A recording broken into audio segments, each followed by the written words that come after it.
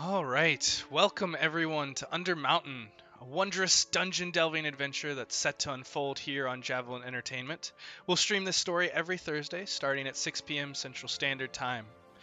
Our story takes place in the City of Splendors, a magnificent city with nearly unlimited potential, both good and bad. The cold winter winds have blown in, leaving the warm autumn behind. Snow occasionally falls here in the north, and each night is quiet and cold. Our adventurers are travelers from far and wide, and those who haven't grown up in the city have now found their way here from the many rumors of wealth and fame. Over time, they have found their way to the most popular tavern in the city, the Yawning Portal. Enwrapped by tales of the mystery and adventure that lies in the massive underground dungeon, they formed a group to venture inside this mountain. Unfortunately, they've heard of many an adventurer who has ventured below, never to return. So now they contemplate how to proceed, determined to go together, if nothing else. If each of you could now go ahead and introduce your character and give a brief physical description. And we'll go ahead and start out with Archie. Alright, Archie Longbottom is a 3-foot tall gnome, and he is a man with a silver tongue that has gotten him into trouble as often as gotten him out of it. Currently banished from the castle and kicked out of his noble family's house for his inappropriate comments at inappropriate times. He is now taken to traveling around as a minstrel, going from tavern to tavern in town, and hoping to possibly make his fortune and show that he is capable of great things even without his noble family's help. I guess we're just... go ahead. I guess I could give a little bit more of a description of what he looks like. But, that's fine. We'll just stick it there. All right, the picture will help out. Yeah. Ari, if you'd like to go next. Ari Weller is a human who grew up in the City of Splendor, working on the docks and also sailing.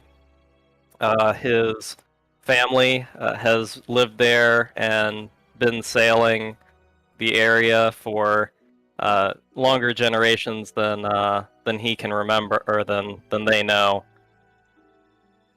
He is a not particularly religious person, but his family is very spiritual, and they have a very strong connection to the sea, and that always guided him throughout his childhood and his early life.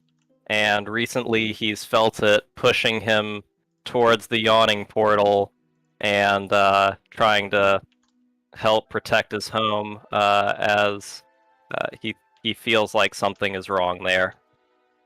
He's a little bit shorter than average for our time, so he's about 5'6", maybe 5'7", and he's kind of stocky, somewhere in the 180 to 190 pound range, with long flowing dark hair, intense brown eyes, and relatively dark skin. All right, and Elias. So, I'm Joe, I'm playing Brother Elias. I am an elven cleric and a knight. He wears his full battle plate with a green cloak above it and kind of shielding it.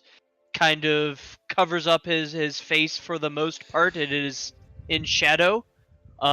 He's an antiquities expert and is large for an elf, but still possesses decent skill with his hands and is soft-spoken and is very diligent, but gives off a little bit of an unsettling vibe. One, because he's religious and religious people are creepy, and two, because his choice of his cleric in his noble knight house is also kind of unsettling and creepy. That he is far from the most comforting person to be near, but you can't quite tell what's off about him or why. All right. And moving on to Valkyrie. All right. So the big thing with her is she is a 5'4", pale pink, silvery blue hair and eyed tiefling. She sticks out like a sore thumb in this bustling metropolitan area of humanoids. I don't really know how to describe her clothes besides I kind of got inspiration from the skin of one of those like League of Legends games.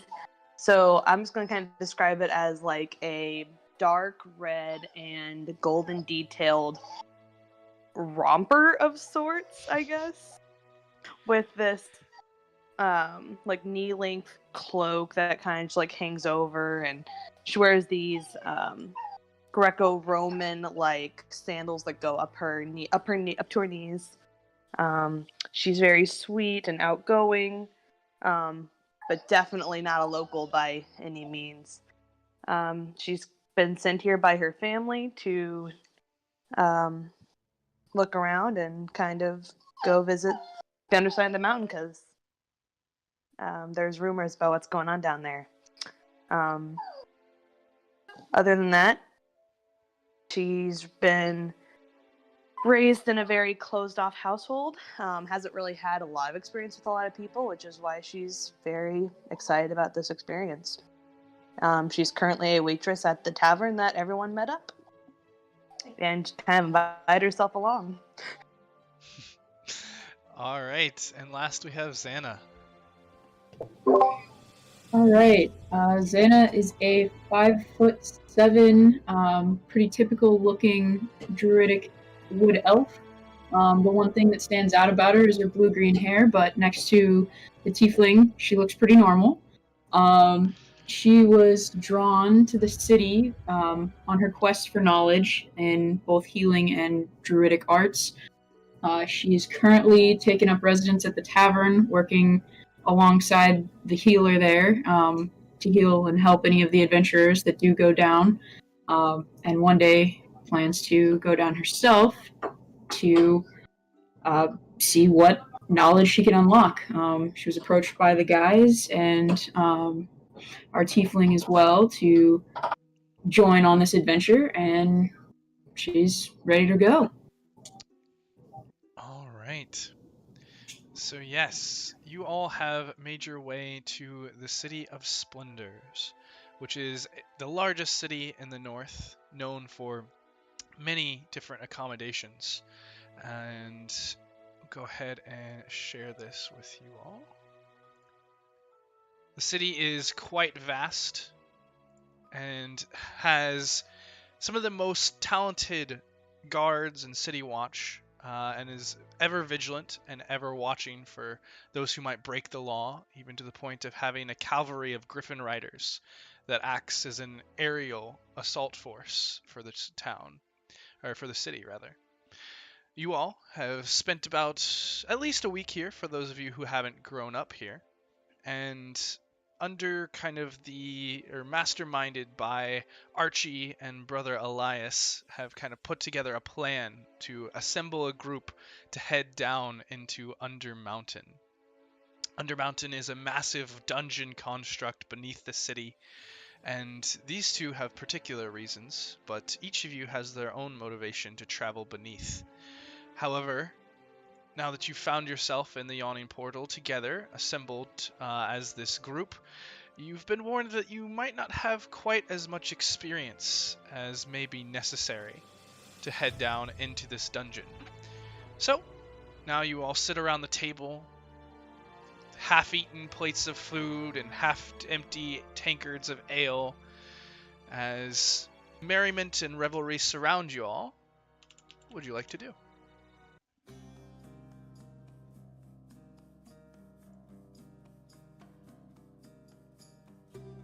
Don't all speak up at once now.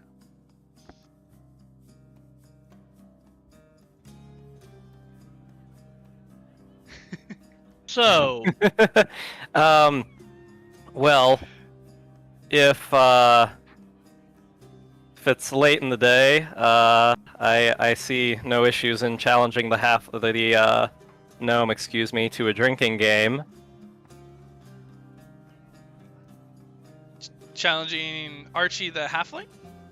Oh, I thought he said he was a gnome in his intro. I was really confused. No, halfling. Oh, okay. Maybe I just misheard you. Yes. Excuse me then. Alright, so you kind of come over to Archie, kind of testing the resolve of the new half leader that has arranged this. And what are you saying to him? If you'll pardon my awful attempt at a New Zealand accent. Hello there, mate. No, that's more Australian. Oh, whatever. They're basically the same thing. All south. g'day, cunt. That's very Australian. G'day, mate. Hey, what do you say we have a drinking game? What kind of drinking game would that be? We get drinks and keep going until you give up.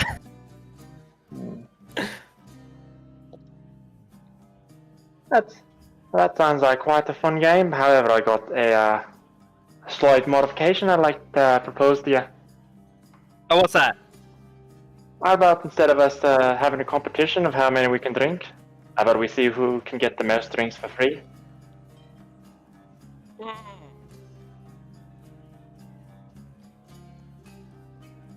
While they banter back and forth, could I make my way over to the innkeeper? You can. Go ahead and move your token over there.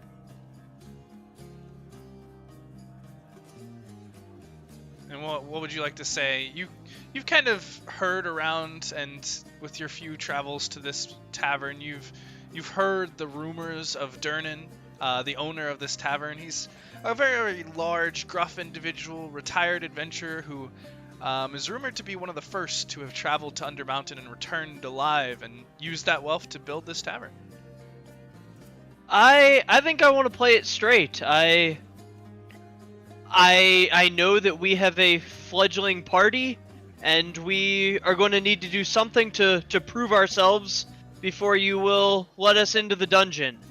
And I wanted to know if he either knew of any tests or knew of somebody who had something that we could do to prove our valor and our aptitude. We've got a few things that we can do in here. What exactly are your talents, sir? Well, I fight fairly well, and I know antiquities, and from what I have gathered of the band that we're assembling, they look reasonably capable with a sword and a spell, but nothing particularly rigorous yet. Most of them are quite young and quite green, but they seem strong for their lack of experience. I'm sure they are. Most who come through here are quite confident in their abilities. But I'm sure if you have a look around, you might find some enterprising types willing to support adventurers until they are able to show their experience. Though if you'd like to get a jump start on that, we do have a pretty good way of showing just how confident and experienced you are. A jumpstart sounds good. What do you have in mind? Well, we've got this thing here we call dipping, where we take aspiring adventurers and put them down into the pit for a few minutes, and if you make it back up, then it shows you can handle at least a taste of Undermountain.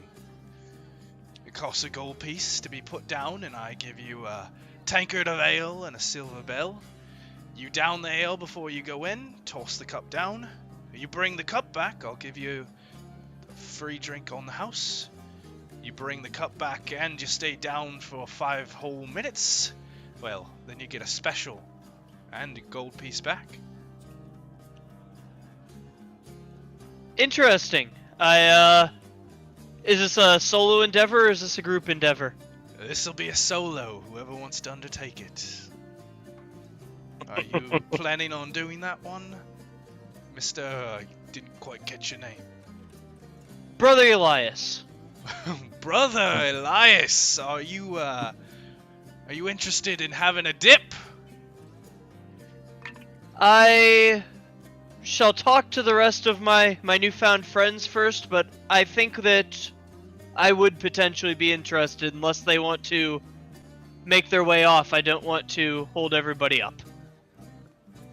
Well, then I guess you better ask them before this tavern starts getting the word of it, or they won't let you out of here before you go down. And you already see some whispers beginning to kind of move around between the patrons who have kind of overheard pieces of this conversation. I will make my way back and explain that a dip is a potential thing to everybody. Alright, and before that happens, Ari and Archie, you two are debating on a potential competition of some sort, whether it be drinking or trying to persuade those to get free drinks. We'll go ahead and continue that conversation to see if that, what you all want, how you wanted to resolve that, and then we'll get to Elias as he comes back.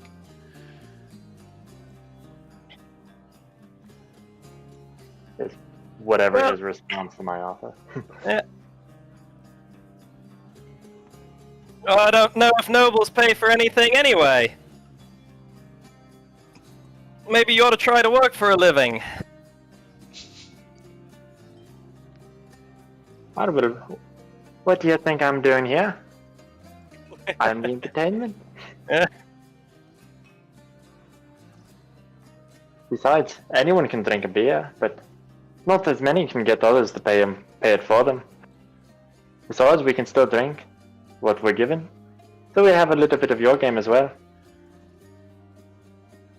Oh well, no harm getting free beers.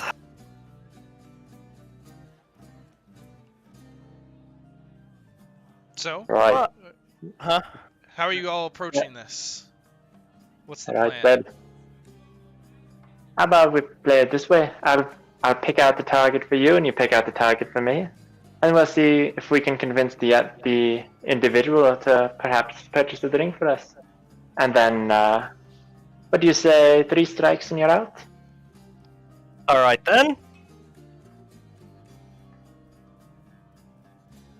All right. So would you like to go first, or would I? Oh, it's your game. You go first. All right.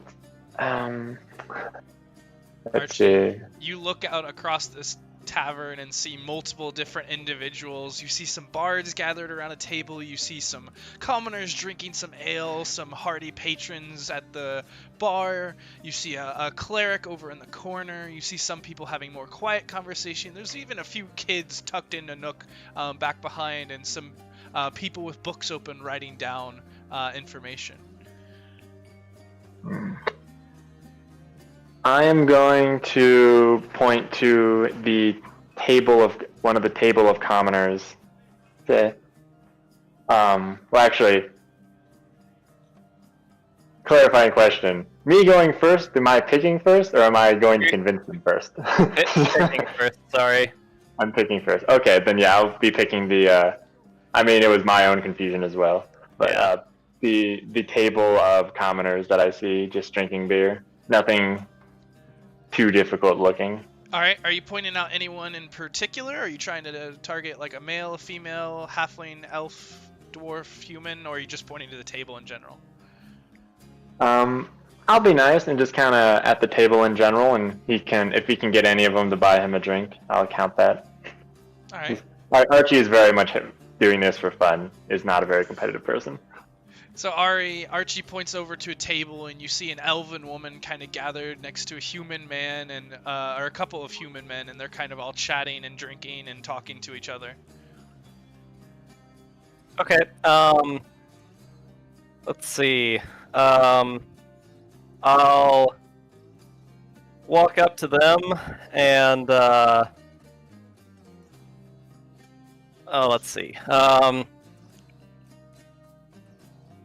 I'll walk up to them and I'll find the biggest, strongest, burliest looking dude, and I'll offer to arm wrestle him, and the winner gets a beer. Go ahead and make me a persuasion check. He just kind of looks at you. Sir, I'm drunk, but I'm not that drunk. I can tell a sailor when I see one.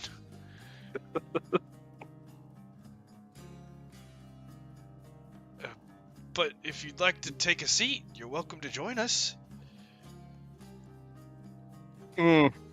Well, I'll sit with them. What's your name, So son? ends the game early. Yeah, just hey, Ari found new drinking buddies out of the party. Yeah, sit down.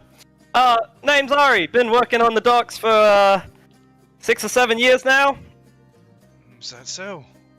You got merchant vessel or fisherman? I've done a little bit of both, mostly merchant. I see. Well, my name's Balder, and these are my mates. That one's Erlen, and this one is Jeff. And, well, we come here every afternoon. We work in the Merchants Guild. What do you do in the Merchant Guild? Oh, different things. I'm a baker. He's a butcher. She works for the textiles. You know, after a long day, you come and sit down, have a few drinks, and go home to your family. Oh, that's about all the sailors do either. So, if I might ask, why did you all want me to wrestle you? Arm wrestle you? Is it just to get a free drink? Well, yeah. See, I have a bet with that halfling, and he's a pretty smooth talker. I think he's gonna schmooze for his free drinks. We're seeing who can get the most, and I figure I have to try something I'm good at.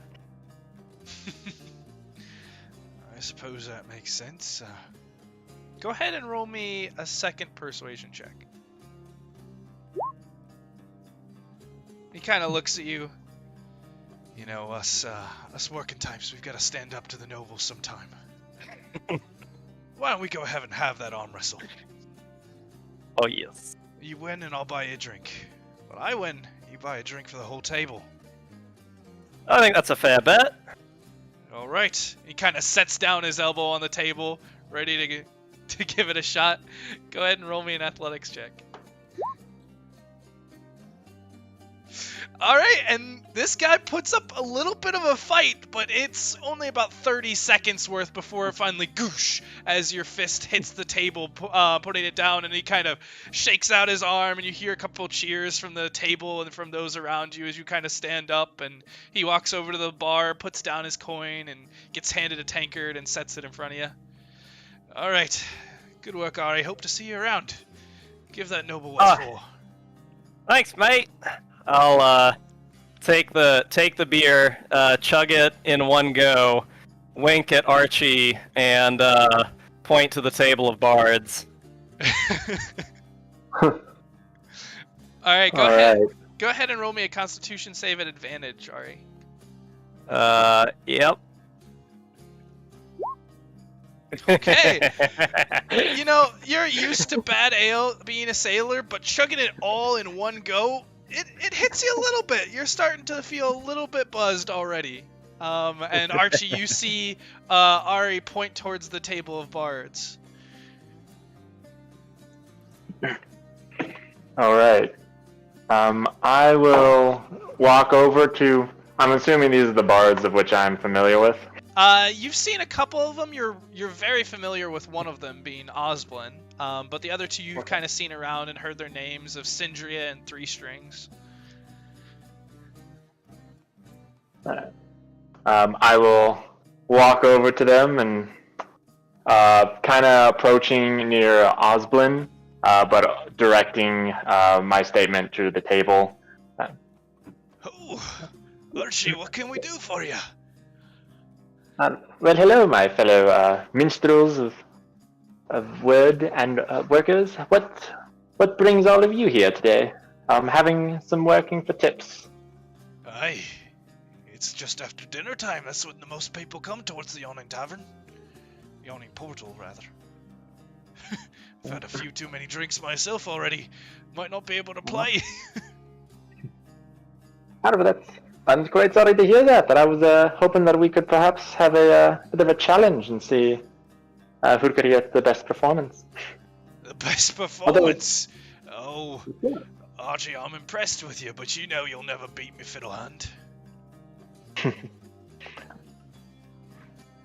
Perhaps, but I never said that I'd be playing an instrument. And what did you have in mind? Well, if I may be so bold as to tell them all a bit of a story about adventure and intrigue from my times up in the castles. Perhaps it can win their hearts more than a few strums on the string. Alright, and what are the terms? Well, we both get about a minute or two of a performance, and then we'll see who gets the loudest cheers. And then the winner has to buy, or the loser has to buy the winner a beer. A beer for a story? You know, that doesn't sound like too bad terms. And on top of that, we get any other tips that we happen to get for the performance as well. It's a win-win.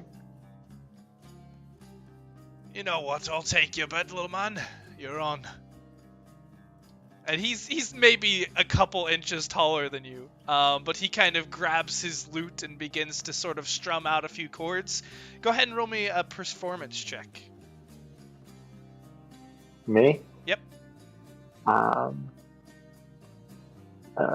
I was hoping to do, like, if possible, is to kind of tell the story, a very kind of fanciful, overblown story, but phrase it in a way that people believe that it happened, and kind of make it a persuasion or deception kind of thing.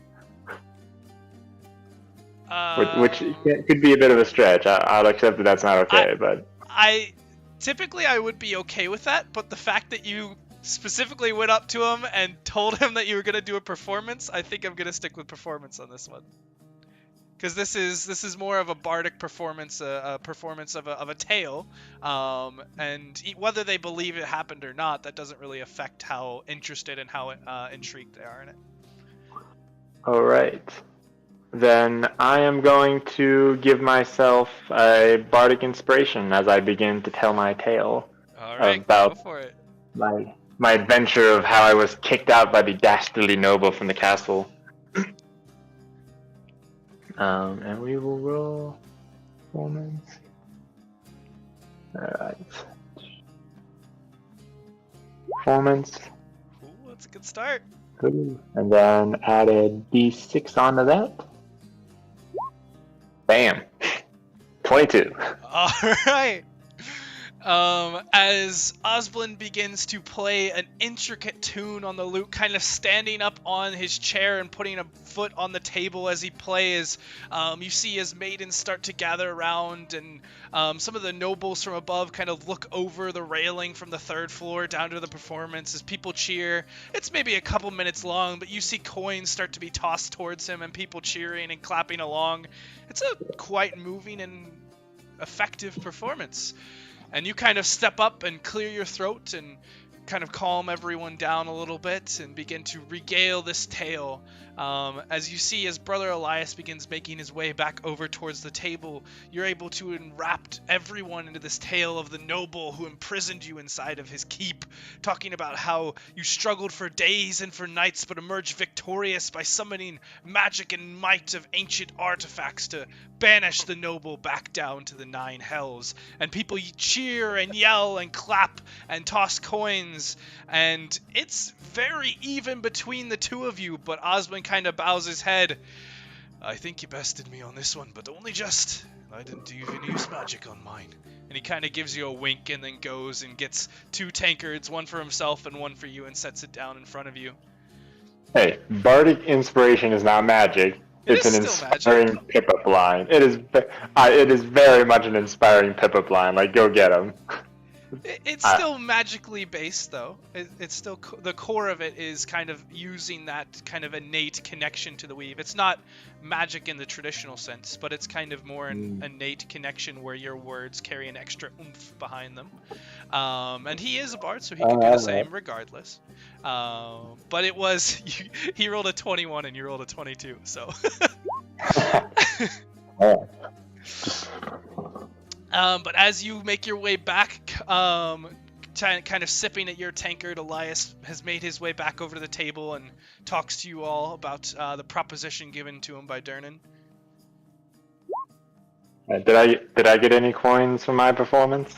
Yeah, we'll say here. He got coins. You can't say he gets coins and I did better and not get nothing. No, I did say that you get coins. You get 6 copper pieces and 9 silver.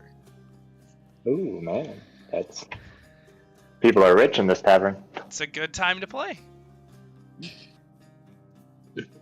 Right, I'll walk back to the table with my beer in hand, just kind of lightly sipping it. So, well, I see you also did quite well. I'd go to admit I didn't expect you to wrestle for a beer. Perhaps this is not the best game that isn't as much of my favorite as I expected it to be.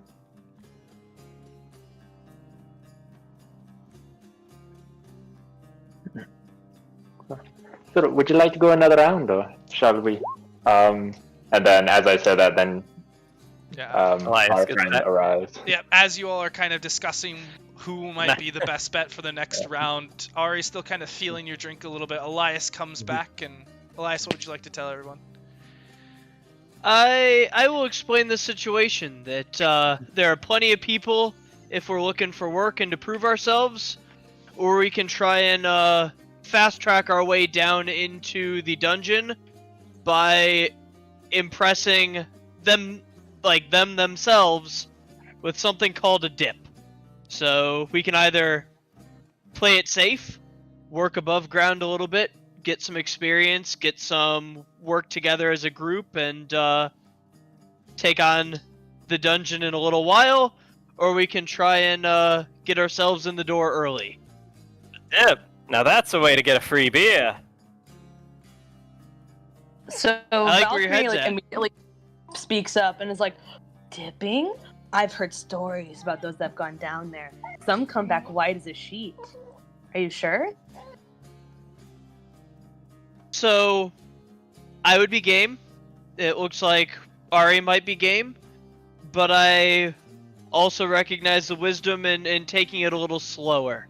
If you guys don't want to try and get ourselves into Undermountain tonight. Nope, Ari wants to go. Alright, and Elias, as you've kind of started to talk to everyone, Durnan is already looking over and kind of calls out across the tavern. Well, brother, what have we? Do we have one who wants to do a dip? And as he kind of calls out, the patrons who have already begun whispering just start to begin to chant, dip, Dip, dip, dip, dip, dip. dip. Yeah, Valkyrie's going. And it starts kind of in one corner of the bar and quickly spreads through the whole crowd as everyone is looking at your group. And Ari, are you offering yourself up? Yes, but I will have to run and put on my armor for such an adventure, I think. You kind of go and begin to move towards the door, and Durnan kind of calls out to you, "Hey, where you going? You're not ready for it?" I don't normally wear armor to drink. Well, lucky for you, you won't be needing armor where you're going. And he kind of calls you over. Oh, okay. I'll go Can over. I precast guidance on him as Sure. he makes his way down? You can. It'll take a little while, so you can kind of move next to the hoist, and as he's about to go down, then you can cast it. But Ari, you kind of go over, and Durnan kind of looks at you. It'll be 1 gold to go down in a dip. It'll be a gold and a beer when I get back.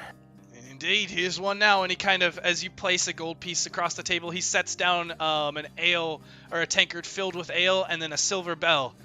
Ring it if you need us to hoist you up. And he kind of points towards the hoist as a few people are there ready to attach you to the rope. Oh, and one more thing. You'll be stripping down to just your underwear. And he kind of laughs as the tavern patrons around all laugh together.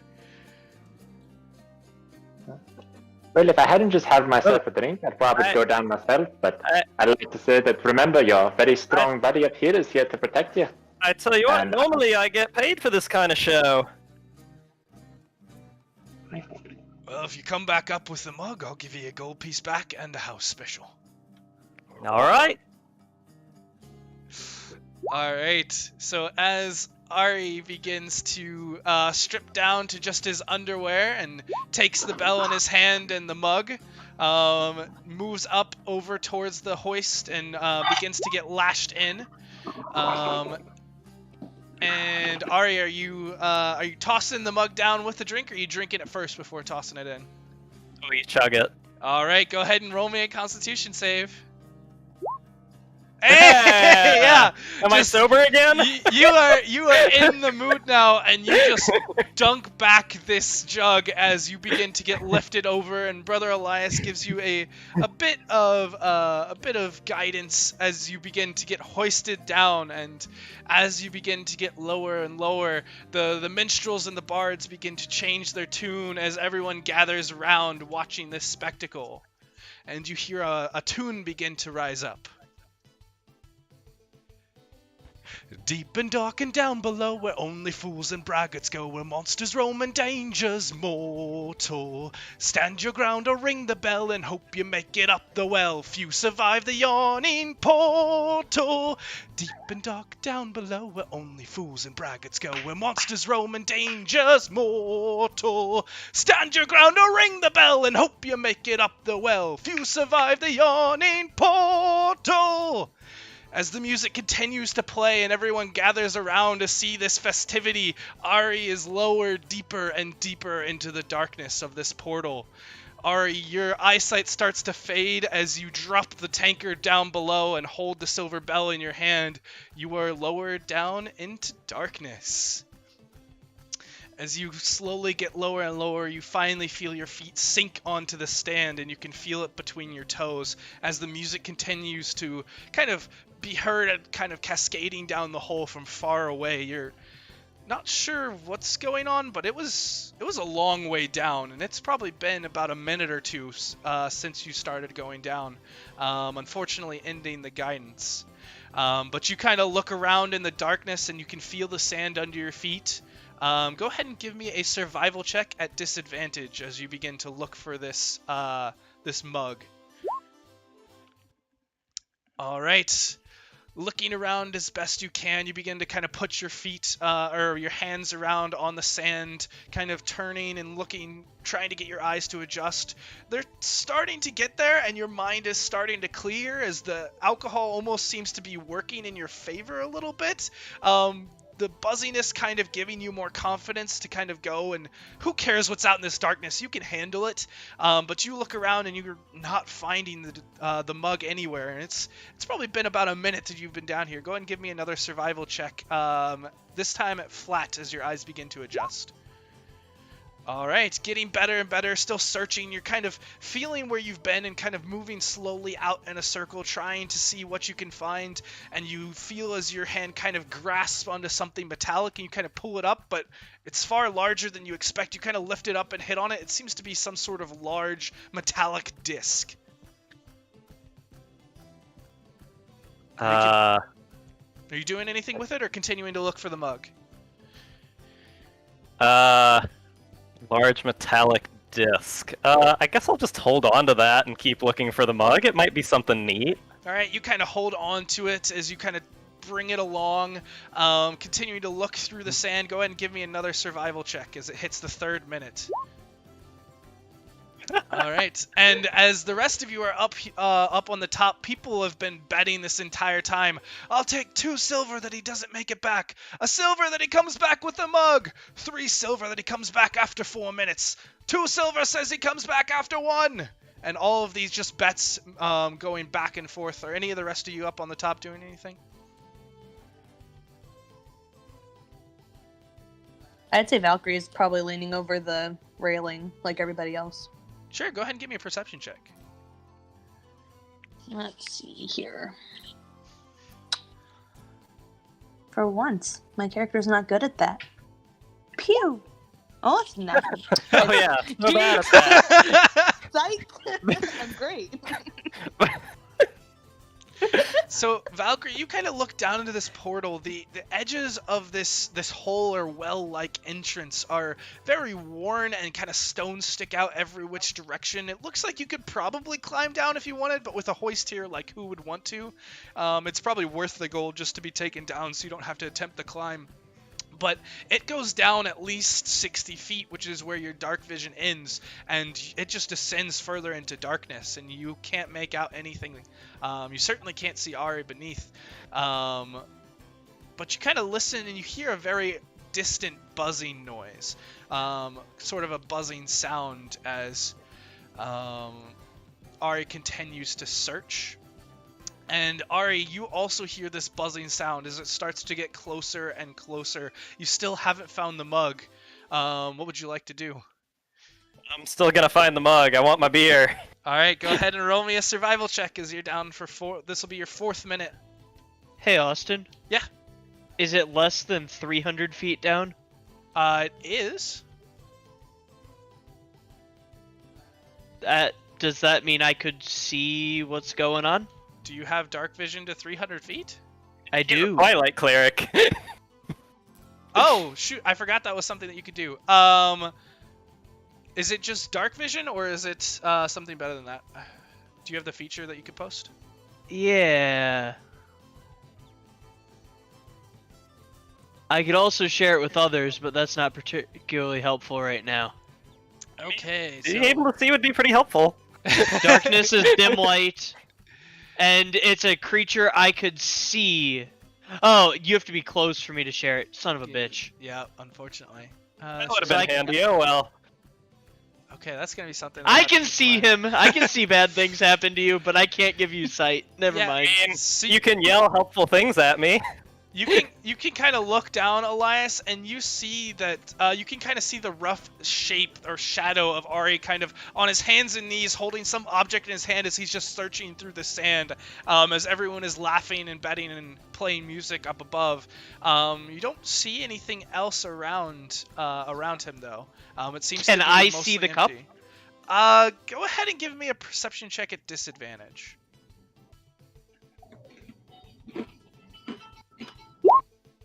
You cannot. No, it's at this distance in dim light, it is just making out vague shapes, and in the sand, it is so hard to pick out anything in particular. You can barely make out the form of Ari at this distance. That's unfortunate. I attempted to be helpful. I appreciate it.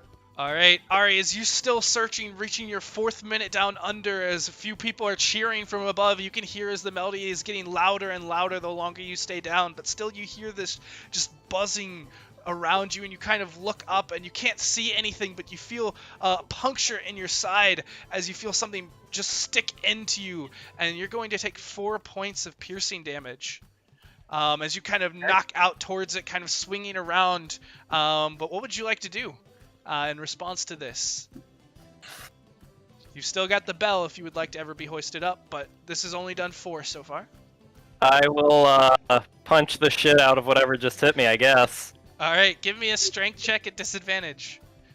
Would that not follow unarmed strike attacks? It does. Are you proficient in unarmed strikes? I believe everyone's proficient in unarmed strikes. I don't think so. Am I wrong on that? I'm pretty sure. I think that's the unarmed strike rules.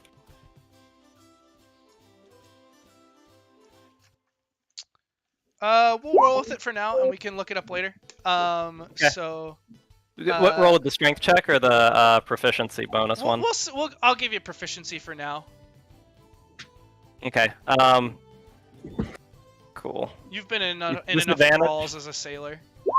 Oh well, that still didn't go great. Gosh, yeah. So you just kind of swing out and kind of forgetting that you have this metallic object. You kind of swing and your fist hits into the metallic side as you kind of give a long fist through the air, but you don't make any purchase on anything but the piece of metal, and it kind of rings your bones and kind of turns you away.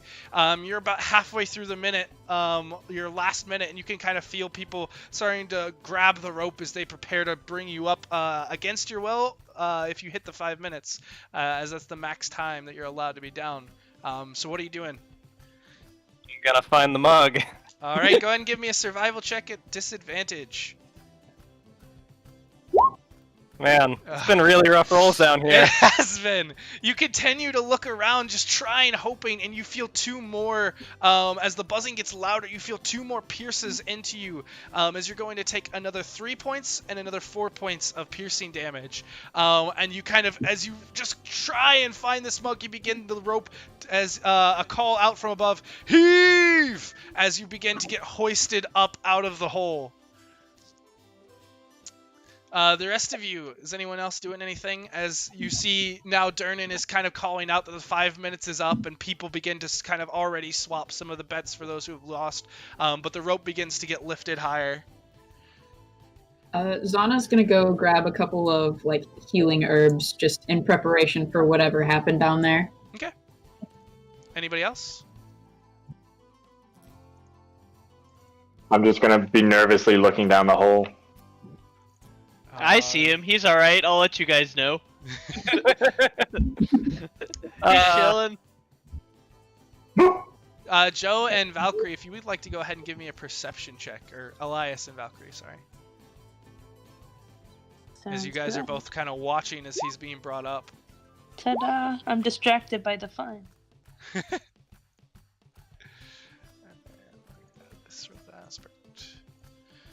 Okay, yeah, so both of you kind of looking down. Elias, you can still see the shape of Ari, and you can see he's being pulled up now, and he's got something large in his hands.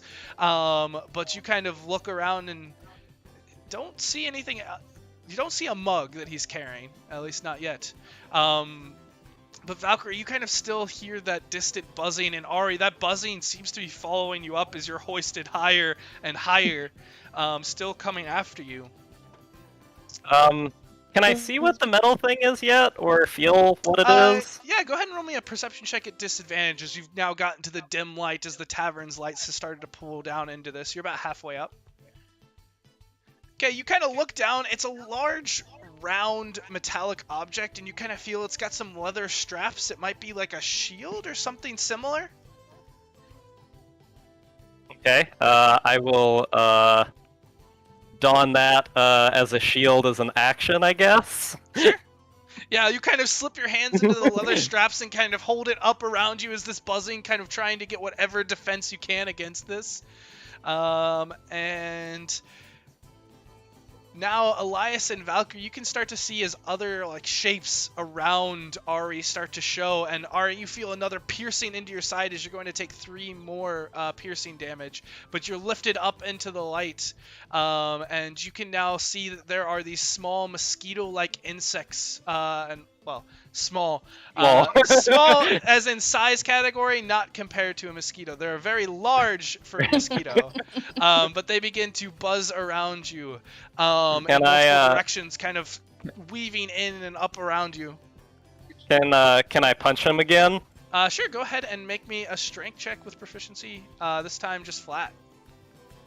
Okay, go ahead. And then can I bonus action whack it with my shield? Do you have a feature for that? I don't. Yeah, that's a feat I have. Oh, then yeah, yes, you can. I have Shield Master. Then you certainly can. That's contested, and it has to beat my athletics check or go prone, if it can go prone. Okay. The bug swatter. Yeah, that makes sense. Okay, so you kind of just swing out with a fist, and you just slam into one, and you feel as your fist gets coated in a liquid, but you hear a crack, and it kind of spins and falls down below. And you kind of swing out with your shield in another, kind of knocking it into its wings as it begins to buzz and fly a little bit lower. And now, as you're about 20 feet below. We'll go ahead and mark that. Go ahead and just give it a 2. So he's about 20 feet below as this hoist is still pulling him up, and now everyone can see well, everyone who's looking down into the hole, that there are these creatures that are just buzzing around him in all directions and beginning to swarm. And we'll go ahead and show those.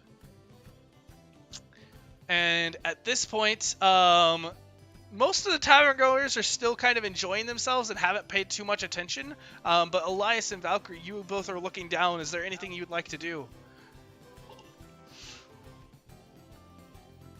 I'm also looking down. Oh, are you next to the side? Sorry, I didn't hear you say. Yeah. So yeah, you've also made your way over. I've been moving my head. Yep. Then would any of the three of you like to do anything? I'm not going to interfere with his success or failure here. All right. Yeah. That's probably unsporting to do so. Valkyrie? I appreciate that sentiment. Yeah, I'm okay. All right. I think, would you say this is her first dipping she's actually gotten to see? Yes. Then yeah, she just wants to see what happens. She's very intrigued. And Archie? I want to yell down into the hole. What you doing down there? Are you gonna just be taken down by a bloody mosquito? And I want to have that as a vicious mockery to a mosquito. Okay. Is that a saving throw? Yes, it'd be a wisdom saving throw. Wisdom saving throw. All right, let's see. I'm pretty sure. Yes, wisdom. Yeah, you just kind of call out towards this, and your words just kind of carry, and you see one of them just kind of begins to kind of float away and kind of buzzes a little bit before zooming back down the hole and disappearing into the darkness. As your vicious mockery is quite effective, apparently. And not very tough for something that can be beaten by a little frog. okay. And Ari, as the swarm begins to surround you even more, and now they're starting to taste blood, and they begin to just swarm full around you. Wrapping around, they begin to pierce into you. This time you're going to take 6 piercing damage and 9 piercing damage. As one of these... that puts me down. Alright, so as Ari is being pulled up, you see the swarm just begin to wrap around him as he goes just limp and kind of falls. Luckily, the hoist is kind of a harness, and so he's just hanging in midair as he's lifted up. And at this point, everyone else has noticed and kind of begins to look in alarm, and Durnan's like, Tyrus, come here! And begins to call over towards the cleric.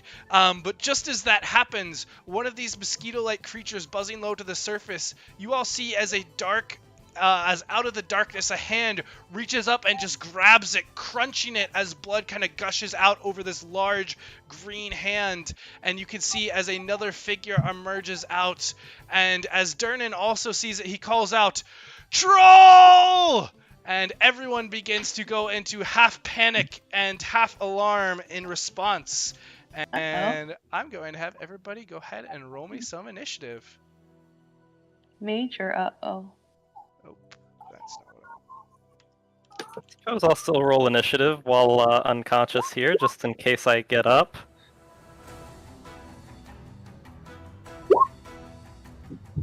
Hey, Austin. Yes. So, there is this. I have never declared who it's on. Is it reasonable it was on me by default? It's basically always on until it's used. There's no duration to it specifically. Yeah, I'd say that's fair to assume that. Okay.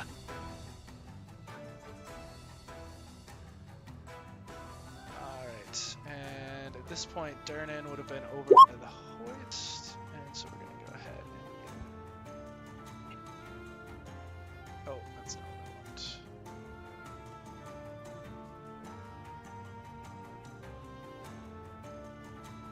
Alright, got these guys. And Mr. Troll.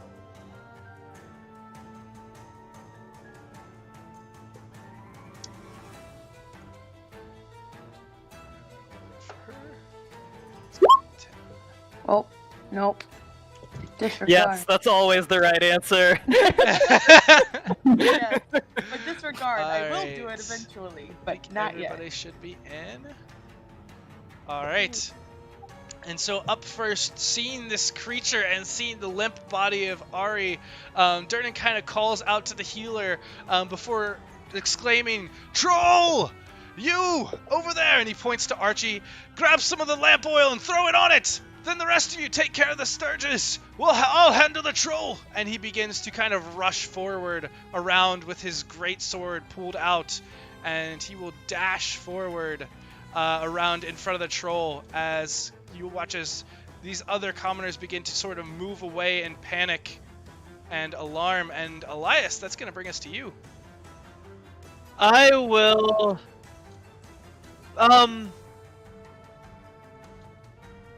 Do I know anything about a troll? Would radiant damage be as good as fire damage? Do I know that? You roughly know the basic kind of fighting methods for common monsters, so you would know that trolls have aversion to fire, and it kind of mutes their natural regeneration. Okay.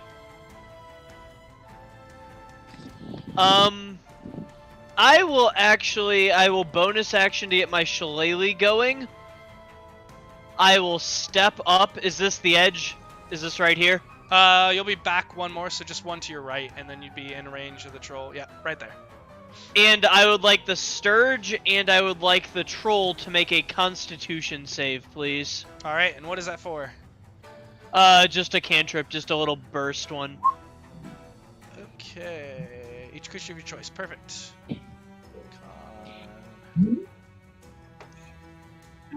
Okay. And I'm assuming this one. Yeah, okay. Okay, and that is for DC 13. That is both a failure. So go ahead and roll me 1d6. Yeah, you watch as one of these mosquito-like creatures, just the radiant light hits it and it just explodes in a burst of blood and carapace as it falls down into the darkness below. The troll seems to be a minor inconvenience at most. Alright. And then I bonus action shillelaghed and I moved, so I'm good. Alright. And Ari, if you could go ahead and give me a death save to DM. Alright. Xana, you're up. And you actually would have been probably over on this side since you had the herbs gathered. Okay, then I'm going to move closer to the battle. Do you do a diagonal as 5 feet, or do you zigzag to get there? If you go ahead and grab your token and start to move it and then hit Q, it'll give you a measuring tool, and so you can see exactly how far it is. Okay.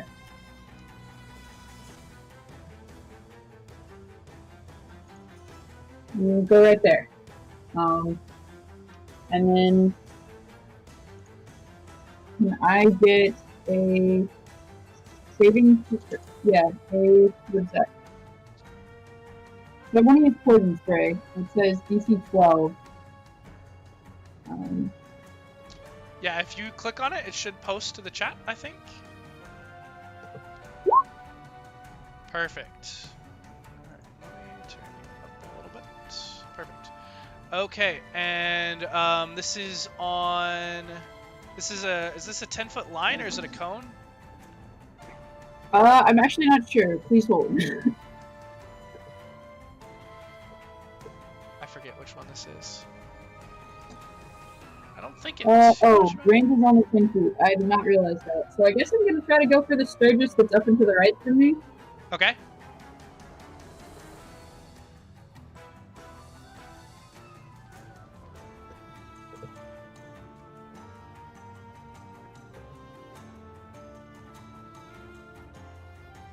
And... oh, are you just doing it with the poison spray just onto him? Yeah. Gotcha. Okay, sorry. I thought you were doing something else. So that is a con save. And you see as this poison kind of shoots out towards him, and the mosquito-like creature just flies through it, seemingly to shake off any sort of effect, and now it's coming straight at you. Alright, good to know. Anything else? I think that's all I can do, so no. Alright. Then it will come to the troll's turn. The troll is going to look at the two creatures in front of it as a tasty snack as it begins to lift open its wide jaws. You see spiky teeth as it comes and swings with two of its claws, one onto Elias and one onto Durnan, trying to get either of you into its grasp. And... AC Okay. 20 right now. Holy shit. And I think that, yeah.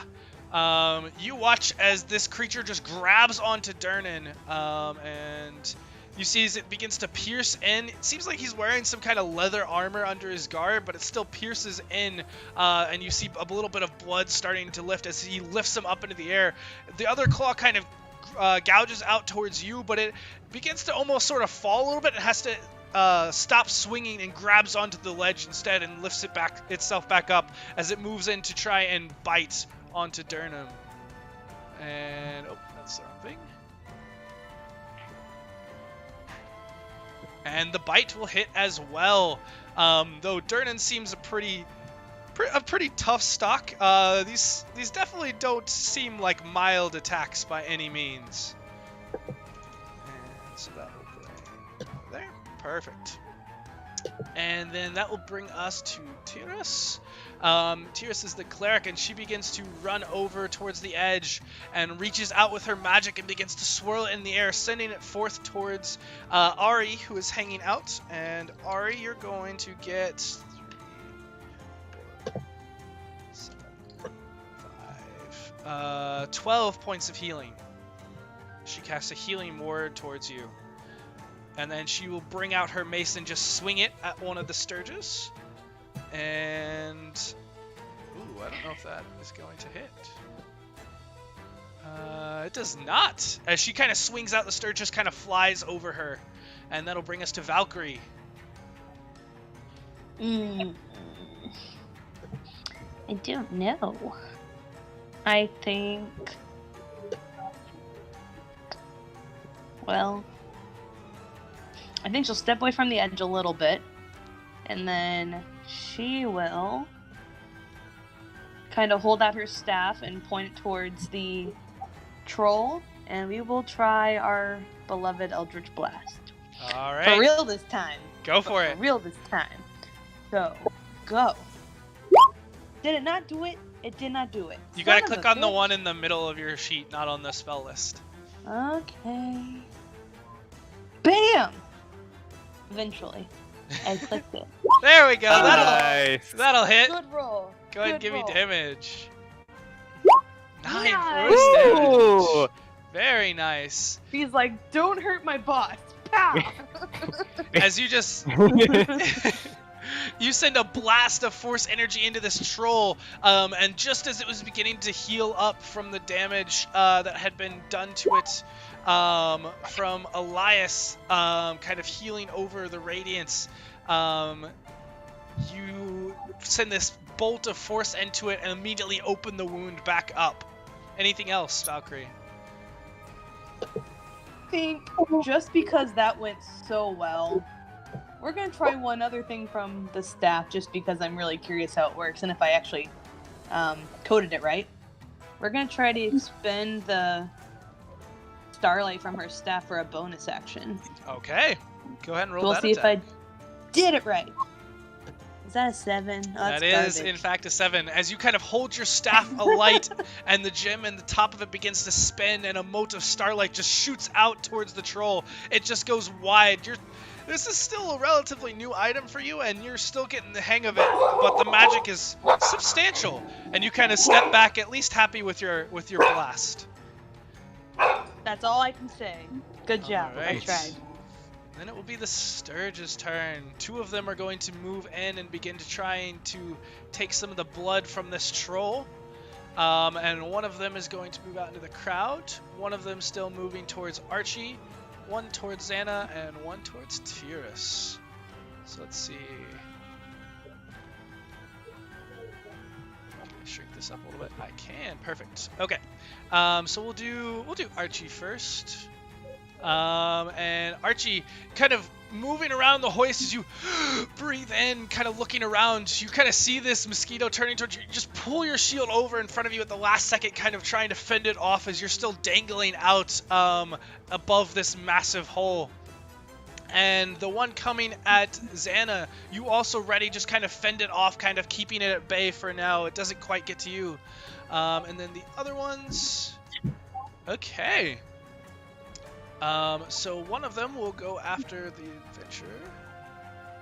It's going to be... Oh, get that.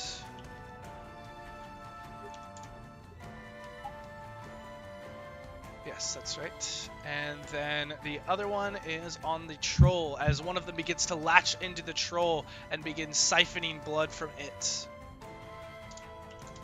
And that will bring us to Archie. Right. I would like to move over here. Alrighty. Trying to get the troll to be between me and the hole. And then I'm going to just whisper to the troll, You better run. I've got the worst enemy of all toads, salt. And I hold out a salt shaker. And I would like to simultaneously, mostly with the same pun, use my bardic inspiration on it so it has a minus d6 to its next saving throw, and then cast Dissonant Whispers on it. Alright. And go ahead and paste Dissonant Whispers for me. I am trying. Does not want to go. There. Okay. Alright. Am I just not seeing it? Did it pop up for anybody else? I can't see it either. I've actually lost everybody else's like little character bubble. Me too. Do you see it now? Not yet. Oh, Roll20 might be having an issue. Yeah, I did lose like everybody on here. Oh, that's fun. Yeah, it says my connection's been interrupted. Joy. Oh, there it is. Well, Seeing if refreshing helps. yeah, we will go Ooh, ahead Ari's and try a refresh. In the meantime, for anybody watching, we will be right back, so feel free to take a quick break.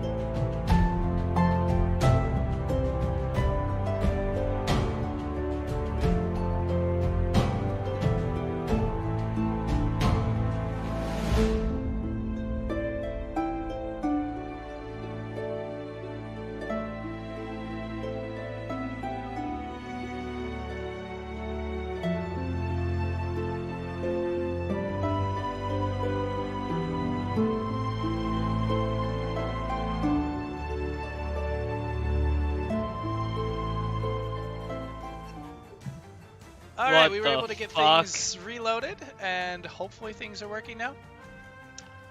So Archie, you just cast Dissonant Whispers on it, giving it a minus d6. And so Okay. So you see as it will definitely use its reaction and begins to lift Durnan, who it has in its claw, as well as the mosquito creature that is attached to it, and it begins to lumber off. Actually, what's its move? Oh, it closed my sheets as well. As it begins to lumber away from you and kind of through the patrons of the bar as it moves back into this corner over here with these three in tow, just kind of moving backwards. Does it slow him down to hold Durnan? Sure, we'll say it does. That makes sense. Because if it does, he'd have to drop him. You'd have to... Wait a minute, do I get an Because he- opportunity attack? Yes, you do, and doesn't he he- has to move as far as his speed will allow. So if he's holding something that halves his speed, he would drop it to move faster.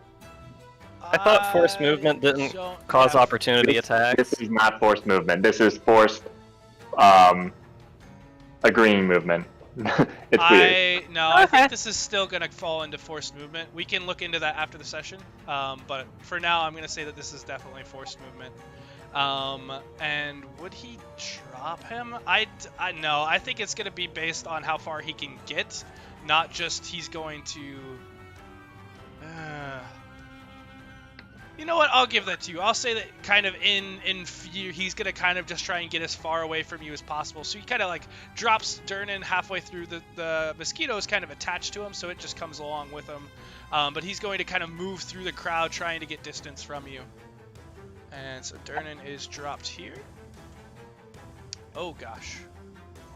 Come back. Let's try that again.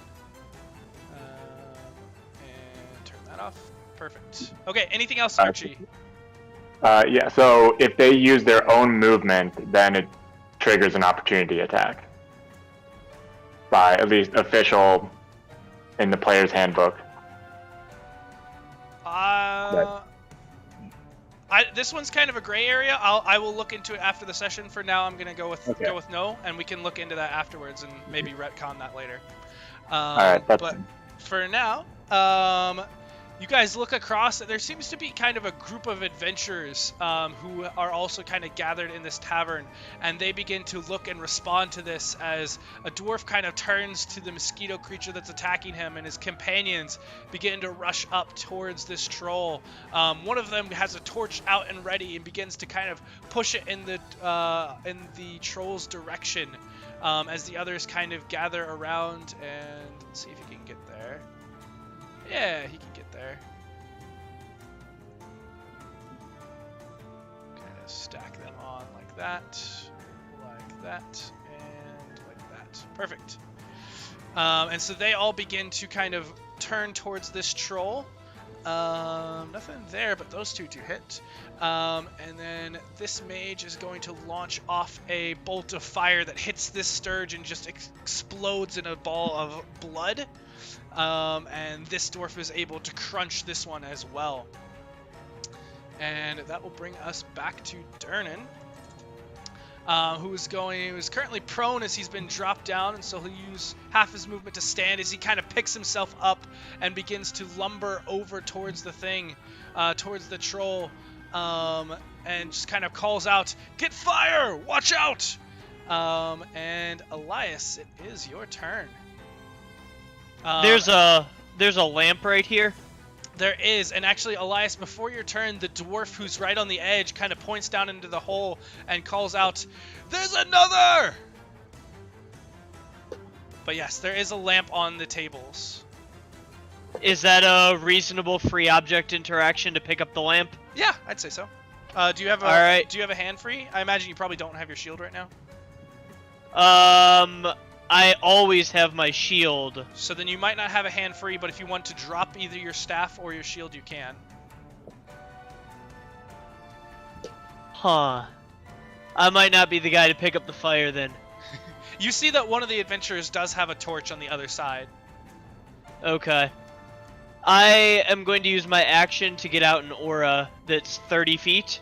Okay. If you would put an aura on me, is it easy to make one that moves with me? Yes, it is. I would like a 30-foot aura, please. Boom. given? It's gonna be this guy. So everybody in that aura, at the end of one of your turns, give yourself 1d6 plus 3 temp HP. And I'm adding that to everybody, so I get to choose the creatures. Basically everything but the sturgeon and the trolls. So all the little commoners can get it too. Alright, sounds good.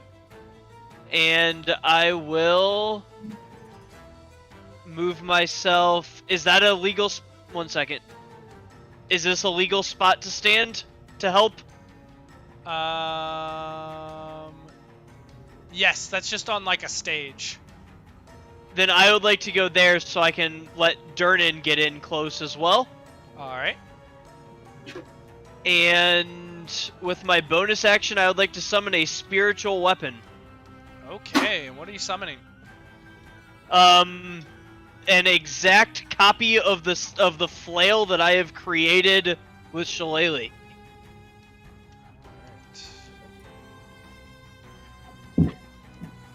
And I would like it right next to me if that's okay. Yeah, so you all see as Elias, his kind of quarterstaff that he carries with him, has an ethereal flail head that is now apparated out of it, and he summons an almost identical replica next to him that he summons forth just from divine energy. And I think I can have it. Yeah, you can control it, so you shouldn't be able to move it where you want, and you can go ahead and give me an attack roll from it. Yeah, so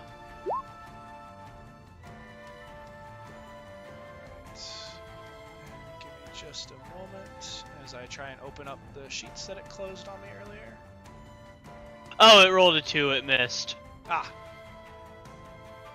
So yeah, And I guess I end my turn and get my temp HP. Yep, go for it. So 8 temporary hit points for you. Alright.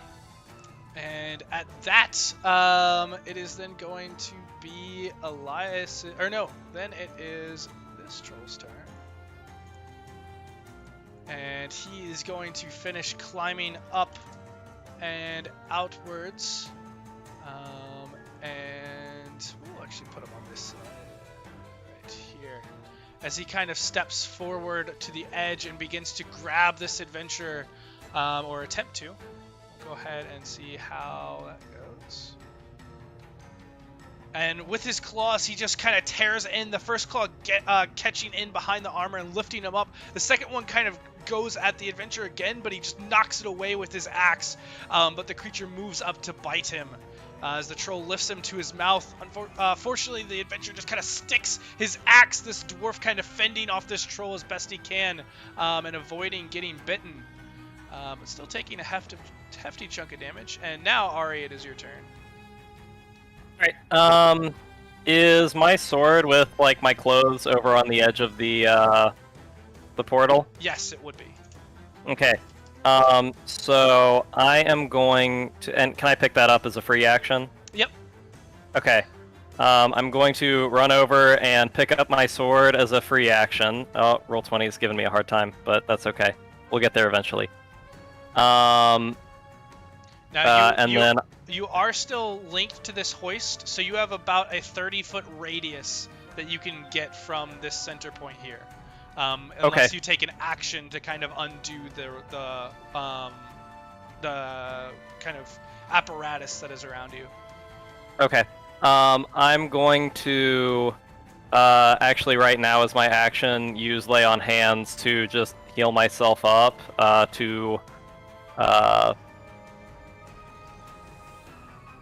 yeah, I'm going to use my Lay on Hands on myself there with my action, and then bonus action, Shield of Faith, so I don't know why I gave a DC there.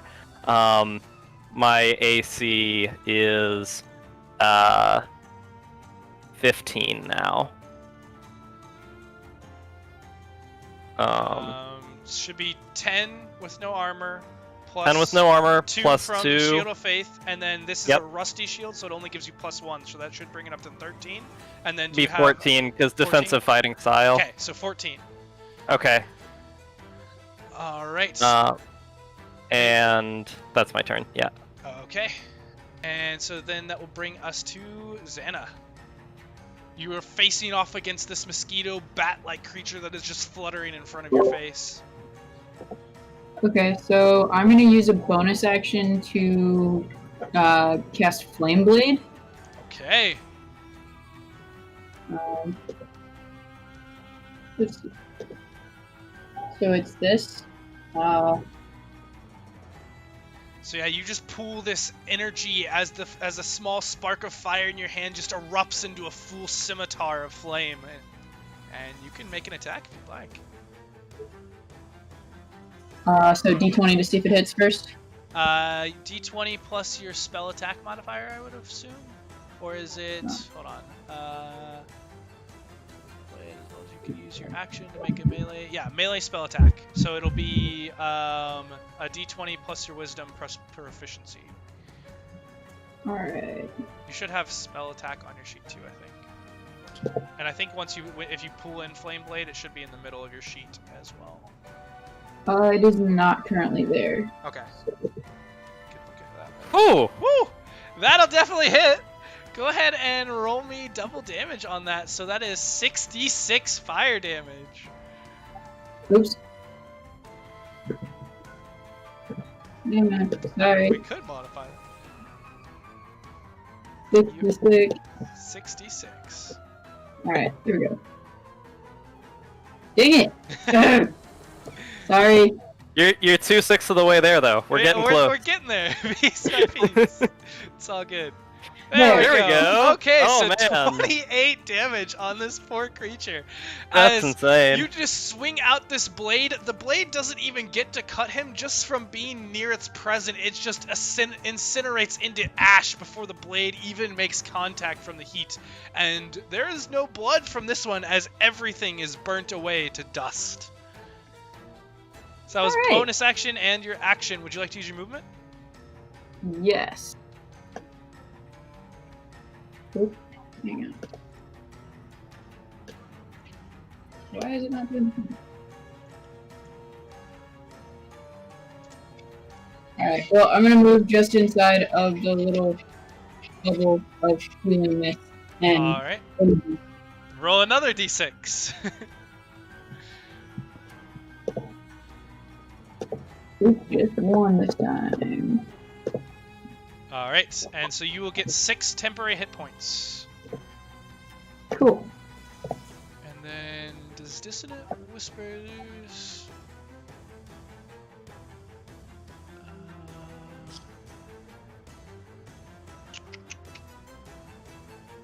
No, it's not. Okay. Cool. Then this troll some of its wounds begin to heal over. Before it is going to look out at the two entities nearest it that it sees as threatening. So it's going to look at Elias and this armored dwarf next to him, and it will kind of swing out a hand trying to get a grip on either one of them.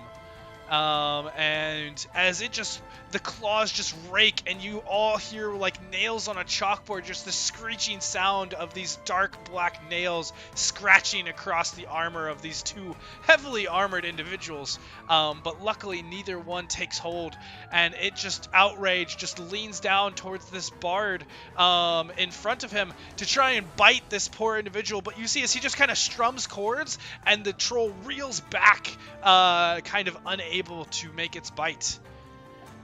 And then Tiras is going to blast out with just some radiant energy and explode this creature over here. And Valkyrie, this is your turn. Well, I think that Eldritch Blast has been pretty nice for the one whole roll. Let's see, but now we have two bad guys. I guess I'll try to aim for this one, attacking the adventurer. So, we'll go for... Bam. 15 does just hit. Cool. Go ahead and roll me damage. For 5. As you blast into him, you kind of hit the shoulder of this creature, and he kind of gives a yelp of sorts, but doesn't seem too affected by it, as he's still looking down at this red-bearded dwarf as it's lunch. Or supper, rather. Anything else, Valkyrie? No, well, that's okay. Alright. The last of these mosquito creatures buzzes after Ari, kind of hovering close. And let's see, it will attempt to pierce into him once more. And does not. Ari, you've now gotten your your feet underneath you and your shield in front of you. You kind of knock it back and kind of hold it at bay as it tries to flutter around, kind of screeching this needle-like appendage on its face, just trying to poke in. But it does not make contact.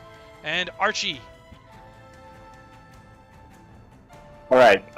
The troll that's like halfway out, is he in the top hole still, or did he get all the way out? He is halfway in and halfway out. So his feet are on the edge, and his hands, like one of them is on the wooden floor, and one of them is holding this dwarf. Okay. So if he was knocked prone, would he fall in the hole? He'd probably get a chance to save, but there's a chance. Okay. And so if he didn't make the save, he would fall in the hole. Yeah, though he might take the dwarf with him. I'm okay with that. All right. Wow. No My mercy. to know about that, and what I'm doing, that's very unlikely. Nobody got hurt. Well, nobody we know got hurt. All right. I'm going to use my last bardic inspiration to give him a minus d6, and I'm going to cast Hideous Laughter on the troll that's halfway out. Okay. And I'm going to yell at him, "Hey, ugly! What's the gnome? Why was the gnome artificer so embarrassed when his clockwork crocodile stopped working? He had erectile dysfunction." Oh, goodness. Alright, let's see. So this is a wisdom save. Oh, that's... Yep, with a minus d6. Okay, well, I don't think... Yeah. You do nat 20? No, that is a natural 2. Well, a non-natural 2 okay. after the minus d6. And so he just kind of groans out, somehow able to get just enough of this that his mind just kind of swirls, and you see as his hand kind of grasps on the stone, but his feet start to give way, and he does begin to slip and fall. As he is pulled down and just begins to fall off this ledge, the dwarf in his hand, you can hear, "Whoa, whoa!" And they both begin to fall into the pit. I would like to argue for the dwarf that he's incapacitated and couldn't keep grappling. He is not continuing to grapple, but the dwarf rolled terrible on his save. Oh, okay. Oh, unlucky. The reaction, I'm going to cast...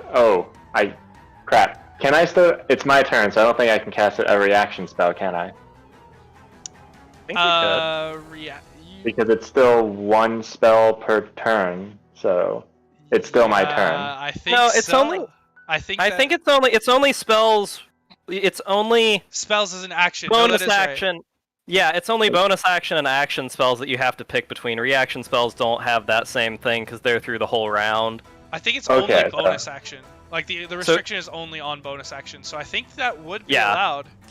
As long as you haven't used your reaction already, that's fine whenever. Yep, I will roll with that. So if you want to, are you going for Featherfall? Yes. All right. What's the range is good? Yeah, you're pretty close to that. Yeah. I think it's 60 feet. Yeah. My previous spell was a 30-foot range, so I'm definitely within 60 feet. Yep. I hope. Or things did not go the way I wanted them to. All right, so you kind of send out this magic. What's your spellcasting? Do you use? Do you just use your? Because I think you need a spellcasting focus, right? Do you use like an amulet or something like that? I think I use my. I have my leer. Oh yeah, so you kind of just give a few chords as you just try and access the magical weave. This music actually kind of cuts through this magical plane, and you see as it apparates around him and kind of lightens the dwarf slightly. I just strum, "Lean on me when you are falling." Goodness. As they both fall, one significantly slower than the other. And Archie, is that it for you? I cannot imagine what else I could do. Okay. Like my movement, reaction, bonus action, and action. So I'm pretty That's a spent lot. this round. Immediately, your health. Immediately in response, this mage is going to rush over towards the edge and look down, but did notice the spell that you cast, and is just going to worriedly look around and kind of call out towards his others. And you hear him call out, just, Rucker! The others are still fighting on this troll, and so this one's going to come up with the torch and see if he can hit this time. Ah, he does! Wonderful. The other two don't, but the fire's there, which is good. And so they will begin to kind of push this troll back into this corner. And now you see this half-orc kind of stand up, and she's going to pull out a short sword as well as she begins to join the fight. And this bard is going to just kind of take a step back as he disengages away and readies that. And then Durnan with his greatsword just kind of swinging out with anger is going to attack this thing 4 times. Oh god. Turn's pissed. I would be too. As he just swings out and cuts into it, you see that he just angles towards one of the arms and just cuts down and cleaves into the arm, cutting it clear off of the troll. And that will be his turn. Elias. Did you give them all their temp HP? I am doing that right now. Hell yeah. It's time for me to actually fight. Cool. Let's attack and then let's spirit weapon bonus action. Is the troll potentially distracted enough that we could have advantage at this point, losing an arm? It is very And distracted. surrounded? It is very distracted, but for flanking, remember that we're doing the alternate rule where you have to make a case, Yeah. and then I'll have you roll for it. So what are you just trying to get it from just the sheer number of everyone? I mean, and the fact that there's an arm missing, so there's a pretty good spot to attack towards. And it's Where on it's not- fire. Where it's not going to be able to defend itself as well as it otherwise could. Yeah, I'll let you roll a charisma check if you would like to work with others, or an intelligence check if you would like to try and access kind of a tactical advantage on this thing. I see. Could I persuade you to do a perception check instead? That I notice the opening with the missing arm? I don't think. You know what? With this many people, I'll give it to you on this one. Guys, So- you have this thing completely surrounded, and you can actually go ahead and roll yours at advantage. Neat.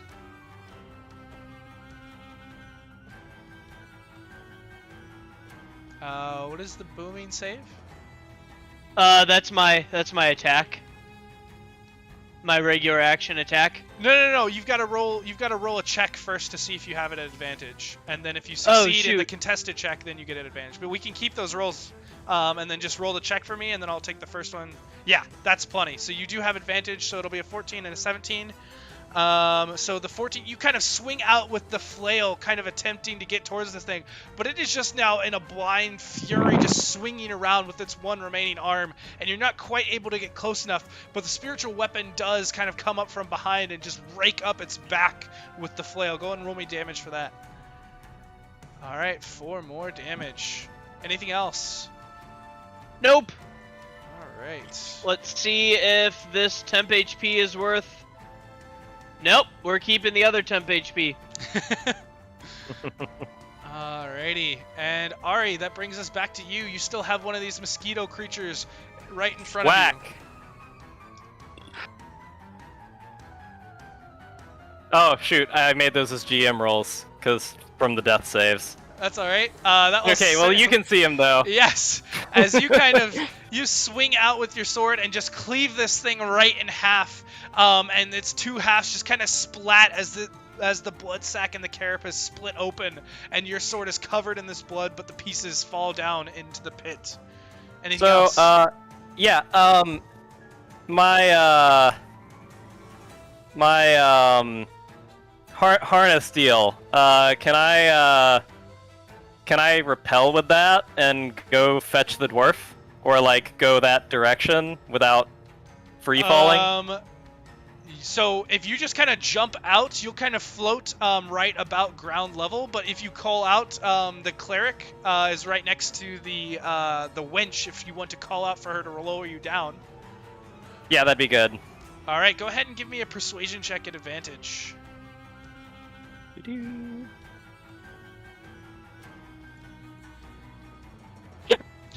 kind of call out to her. You kind of call out to her. Get the wench, and she kind of looks over you, and she's kind of confused and like, "Are you sure?" And it doesn't seem like she's quite ready to do it yet, but she at least understands what you're trying to say. Are you just jumping out, or are you waiting for her to agree? Yeah, we're just sending it. I'm gonna grab the dwarf. So you just kind of begin to jump out and swing over, and the dwarf is about 60 feet below you at this point, and you know the crank is pretty slow, but you might be able to get down there and grab him once you're on the bottom. So that will bring us to Xana.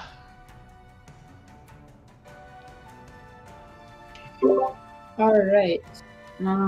I am going to move to right here to get an attack with the flaming blade on Troll. All right. Go ahead, and you have advantage because Elias has earned you flanking. Okay. And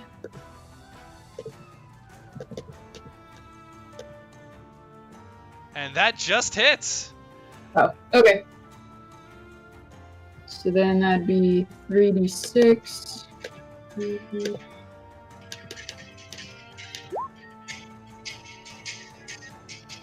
So. Hold on 1 second. If we look at... Is your stuff not coded? Are you just using the quarters? Oh no, you're using the fiery blade. That's what it is, right? Okay, so I'll make sure to look at that after the session, see if I can get that coded in for you. But that will do 11 points of fire damage, making it so that it cannot heal. And it looks on death's door. As you just kind of cut in and you kind of cleave in now, its open side as its arm just lays on the ground, still writhing and moving, but now kind of cauterizing the troll. You hear it give out a ghastly screech, just as it does not look good, but it is still alive. No, I didn't. Cool. And it will go ahead as you kind of came at it with this fire. It's going to attack you and the adventurer beside both the people with the fire. So it's going to swing out its last remaining hand at you and try and bite the other person. Wait, Jess? Yep. Mm-hmm. Roll that d6 and see if you got a better roll that you like. That's true. For the temp HP. You can replace it if you roll higher. So if you roll higher than a 3, you do. So you get 1 extra temp HP. So it's up to 7. Which is now going to be gone as this claw rakes into you for 16 points of slashing damage, as this troll is just in a wild fury, attacking anything that it can. And the adventurer is quick enough to jump out of the way and avoids the bite as this thing tries to come down hard, as it is now just in a death throw. And Tyrus is going to see Ari kind of dangling out of the pit and just kind of confused, but kind of gets the impression of what you want to do, and she begins to lower you down slowly. And so you lower through the course of this round, so that by the time it gets to your turn, you'll be about 20 feet into this hole. So we'll go ahead and mark that. And Valkyrie. Alright, so I don't know if this is coded properly, so we'll see. I don't think it is, so that's so annoying. Because, you know, warlock things, everything gets casted as a 2nd level spell right now. For some reason I can't get it to do that, but we're gonna try Ray of Sickness. Okay. So it should be 3d8, but that doesn't fucking matter. Eldritch Blast took it all. Never mind. Garbage. Was this out towards the troll, you said? Yeah. Yeah, so you just kind of It's supposed to extend be. out this ray of magic trying to get towards the troll, but it is moving so erratically that you can't quite get the right direction, and this ray of energy just goes off, and luckily the troll is high enough that it doesn't go into the crowd at all, but just kind of angles off towards the side of the wall. Any movement? She could have been so cool.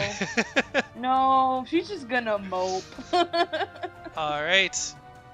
And this mosquito creature, now bloated with blood, is going to detach from the troll and begins lazily flying towards the edge of the pit. And Archie.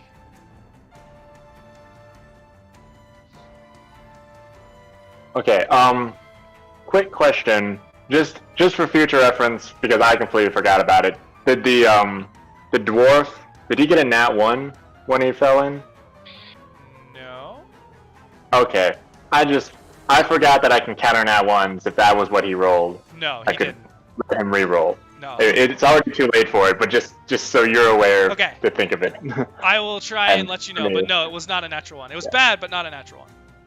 Okay, so it wasn't bad enough to not be an issue. Okay, good to know. Okay, so with all that, is anyone like hurting?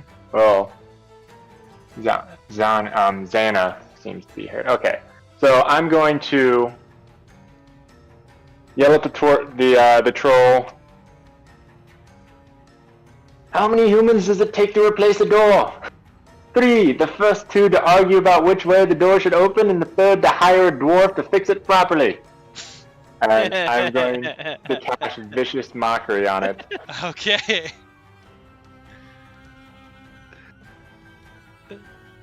Alright, bam. Okay. And then I am also, wait, what is the range of this spell? Oh, 60 feet. Okay, I'm good then. Then I'm going to turn towards Xana. You can't let the giant toad beat you! What would all the bards say about you? And I'm going to cast Healing Word on her. Alright, go ahead and roll me that healing word. Oh, As you kind of lame. call out this, the troll is just kind of tearing around, just swinging out wildly at all of these people. It doesn't seem affected by your jeers. But Xana, you do heal for 4. Minimum. Awful roll. It happens. Alright. And then You I rolled the will- max damage, but it made the save. Alright, I will move a little bit further away from the combat, and I will end my turn. Okay. Oh yeah, we have like no HP, so 4 actually is a big section of our HP bars. Okay. That's how No it feels good to job. play a full caster. What are you talking about? Nothing? These adventures. Ooh, avoiding a nat 1. That's nice.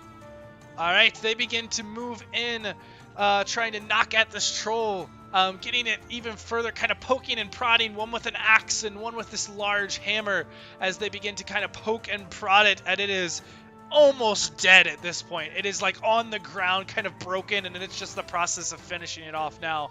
But one of them, the dwarf in armor, kind of turns and moves away towards the edge, looking down towards the dwarf, and at Ari being lowered in, and he kind of looks to his companion, and let's see. Yeah, he kind of looks over. Zion, you've got to let me down as well. And he just jumps off into the pit on his own, just kind of flying through the air. And he makes it down a good bit before you see that this mage on the edge just casts a spell on him as well, giving him Featherfall. But he disappears into the darkness as well. And that will bring us back to Durnan. Durnan, not really waiting for you all. He just comes up and with his blade just lifts it up and chops off the head of the dwarf. Or, not the dwarf, the troll. Excuse me. No. Damn. Oh god, what's happening? Uh, He's switching teams, quick. Durden's under arrest. I'm Yeah. not gonna be the one to say that. He just chops off the head of the troll and just grabs the torch from the other adventurer and sticks it onto the stump where the head was and burns away as the black blood kind of sizzles. And not one for celebration just yet. He immediately begins to move over towards the edge and kind of look down to try and see what's going on. As the bards have also sort of gathered around. Oh, sorry. And one of them just kind of moves over and smashes the last sturge, splattering him on the stone. And Elias, it's going to bring us back to you. Did any of them have bad rolls for that temp HP? If so, they all can refresh and try again. I will walk over to the edge. What is the distance to the, down to the troll? So you can see that Ari is currently being hoisted down, is about 20 feet into this pit. You see a dwarf that is maybe about 90 feet, another one that's maybe at around 120, and then a little bit further than that is the troll who is just getting up from the ground, who looks hurt and like maybe one of his arms is broken, but is still alive and is looking up hungrily at the dwarfs sinking down towards him. But it's 100 and change feet down. Yep. I don't think there's much that I could really do to help, so I'm gonna hold an action to cast a sacred flame if anything gets within range in the pit, if any more sturges or another troll or anything pops up. Alright. And good. I think we'll start walking the weapon down, I guess. It'll take 6 rounds, but maybe it'll be useful. Sounds good. And then... Nope, we're keeping our old temp HP. Oh, is that the end of the turn or the start of the turn that you roll for that? Every person's turn, when they end their turn in my radius, they roll their own, or they end a fear or charm on themselves. Neat. Okay. It's pretty dope aura. Yeah. Austin, quick question. Did the troll make his wisdom save when he hit the ground? Because it doesn't auto end, he has to save, break that's it. true. That is true. Yeah. Yes, he did appear to make a save. Somehow. Damn. Ari, you are continued to be cranked lower, as by the next turn you'll get to about 40 feet lower. Is there anything you'd like to do in the meantime as you see this second dwarf just speed past you? I would like to yell faster, and I would like to hold my action to whack the shit out of any enemies I perceive with my sword. All right, and the lower you go, the darker and darker it's going to get, as you remember hardly being able to see it all at the bottom, but you can certainly do that. And Xana, it's going to bring us to you. Alright. I'm going to cast Cure Wounds on myself. Maybe.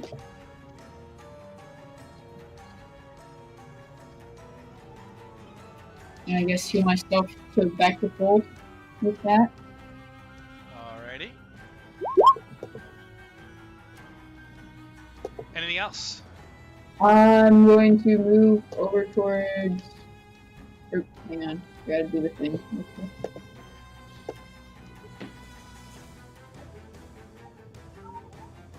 I'm going to move this direction to eventually aid in cranking down the rope for Ari, but not dash since I used an action. And then take my temp HP. Alrighty. And Tiras continues to crank as fast as she can, lowering Ari down. Valkyrie. Has she ever been told, maybe even by Durnan, how deep the well is? She was told it's probably roughly 150 feet. So, what would you say if... You haven't seen my phone, have you, Sam? Let's see. Yeah, so that's what I think we're going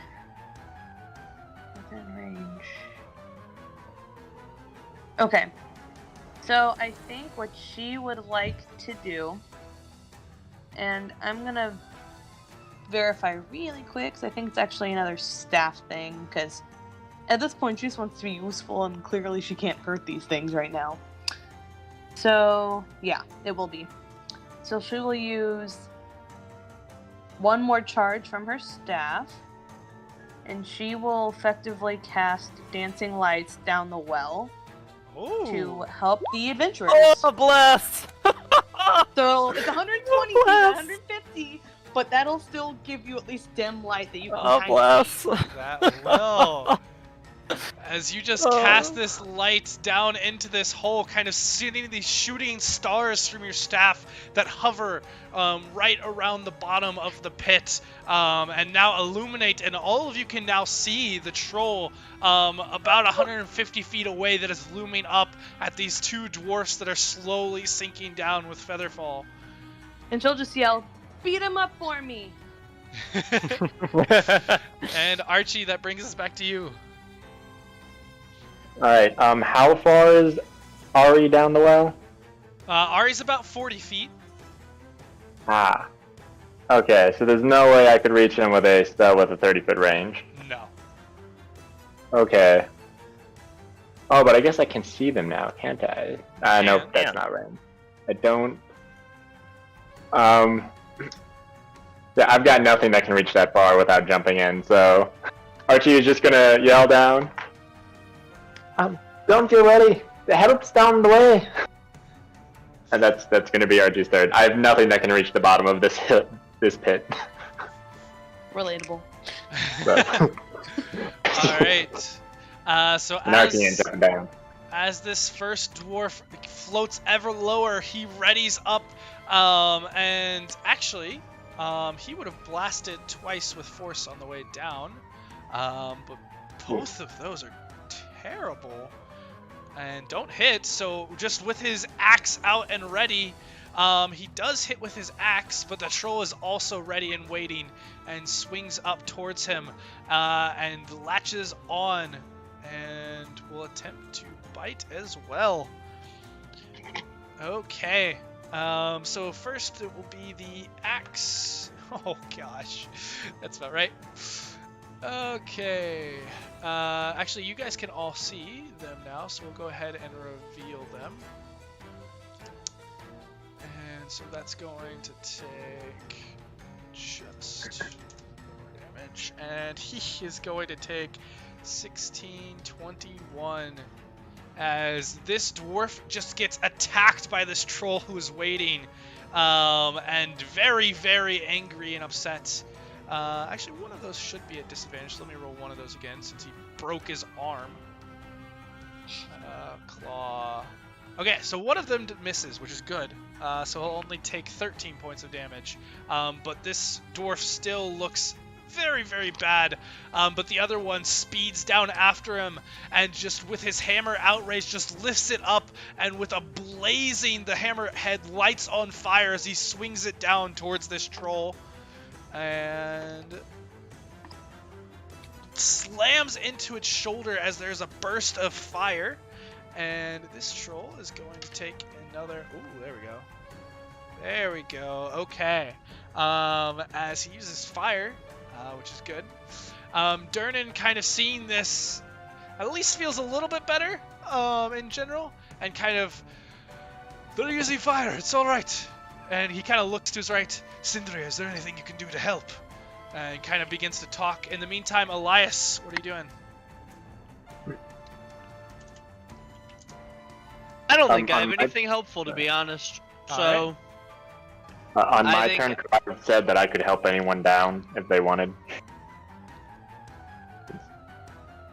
Super late. Sure. You kind of call this out, but at least for now, it seems that they look alright enough that Durnan doesn't seem to be very eager to jump out into space and trust you, but you have called it out if anyone would like to. But Elias, you said there's nothing more that you would like to do? No, I think I will hold to help somebody if they go to jump down or something like that. Alright. Then this troll will attempt to claw at the armored dwarf who is attacking him and attempt to finish off this other dwarf that he has held, as he bites into the dwarf, nearly killing him, but the dwarf is still hanging on. The armored one gets racked with another attack. Actually, this is his first attack, but still is kind of calling out and fighting. As Ari, you're lowered down to about 60 feet. You can see this happening, but they're still vastly out of range of most of the things that you can do. How far away are they? You are currently about 80 feet away from them. Okay. I will hold my action, and as soon as I'm within range, I'm going to try to put. As soon as I'm in range, I'm gonna use Shield of Faith on the dwarf that's being eaten. All right. And what range is that? 60 feet. 60 feet. Okay, so you will get there next turn. Xana. I really don't have anything effective at this range, so Alright. I'm just gonna kind of hold tight. Valkyrie, anything else that you wanted to do? Holding concentration. All right, Archie. Are you within range to bardically inspire me? Just. I am out of bardic inspiration, so Oh, never mind then. As I was. I thought of that, but that's no longer an option. So Good thing it got you a free beer though. it was worth it. Oh yeah, no regrets. But no, I don't think I have anything that can reach anybody. So yeah, we're just gonna carry on and. I will message Ari. Like, you got this, man. It's only a troll. Just gotta burn it. So when it hit what's her name's turn, did that put me to the 60 feet? Whatever her name is. It's The over cleric the lady? course of the round. So by the time Okay. you get to your next, or you were at 60 feet. By the time you get to your next turn, it will be at 80 feet down. So how deep is it? It's 150 roughly. Okay, So you'll be in range by your next turn. gotcha. Okay. And so now it is the dwarf's turn once more, as you see as the other adventurers have kind of all gathered to the edge and kind of wait anxiously watching what is happening, but like you, unable to do much to help. The armored one reaches up to the other dwarf and kind of placing a hand, you see as this radiant glow begins to shoot up his arm and into the other dwarf and revitalize him quite a bit. The dwarf, now emboldened, just begins to take his axe and swing down at the troll, and he will almost crit, which would have been awesome, but does take out a hefty portion of this troll who is still burning and can't heal.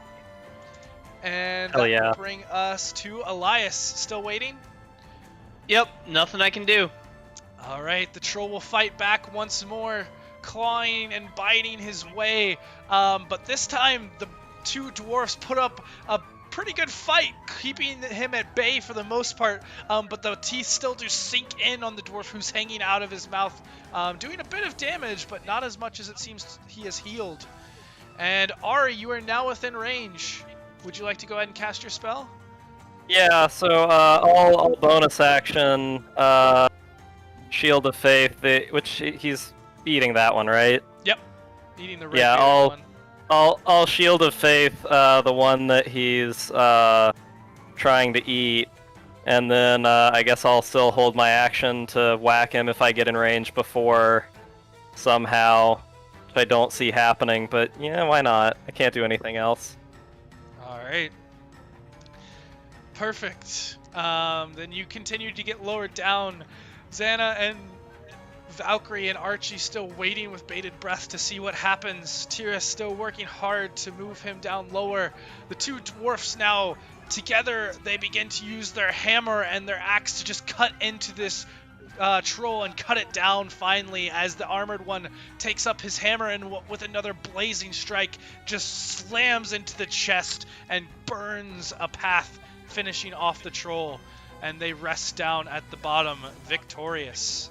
And you are all out of initiative.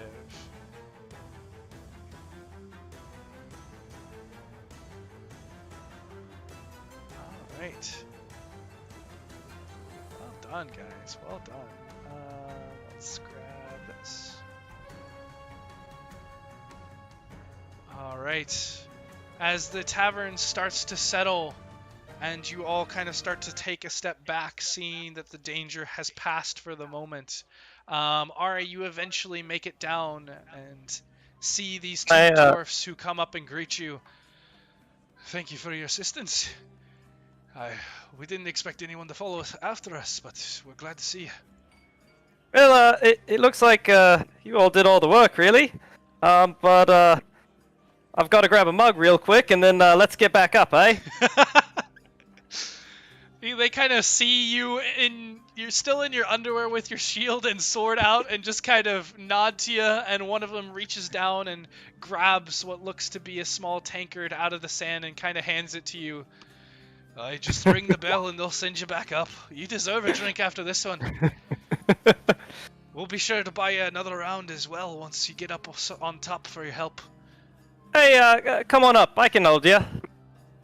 Well, maybe we should tie you in. Still. This hoist seems to only work for one person at a time, but they seem all right to at least wait for a moment as they tend to each other. In the meantime, Durnan, seeing the trolls vanquished, kind of looks around to everyone. A round of drinks on the house! Troll special! And kind of him and a few others kind of drag the body of the other troll over to the edge and kind of hold it there. As Ari and the two dwarfs are slowly hoisted back up and out of the pit, he kicks the troll body back down to the surface.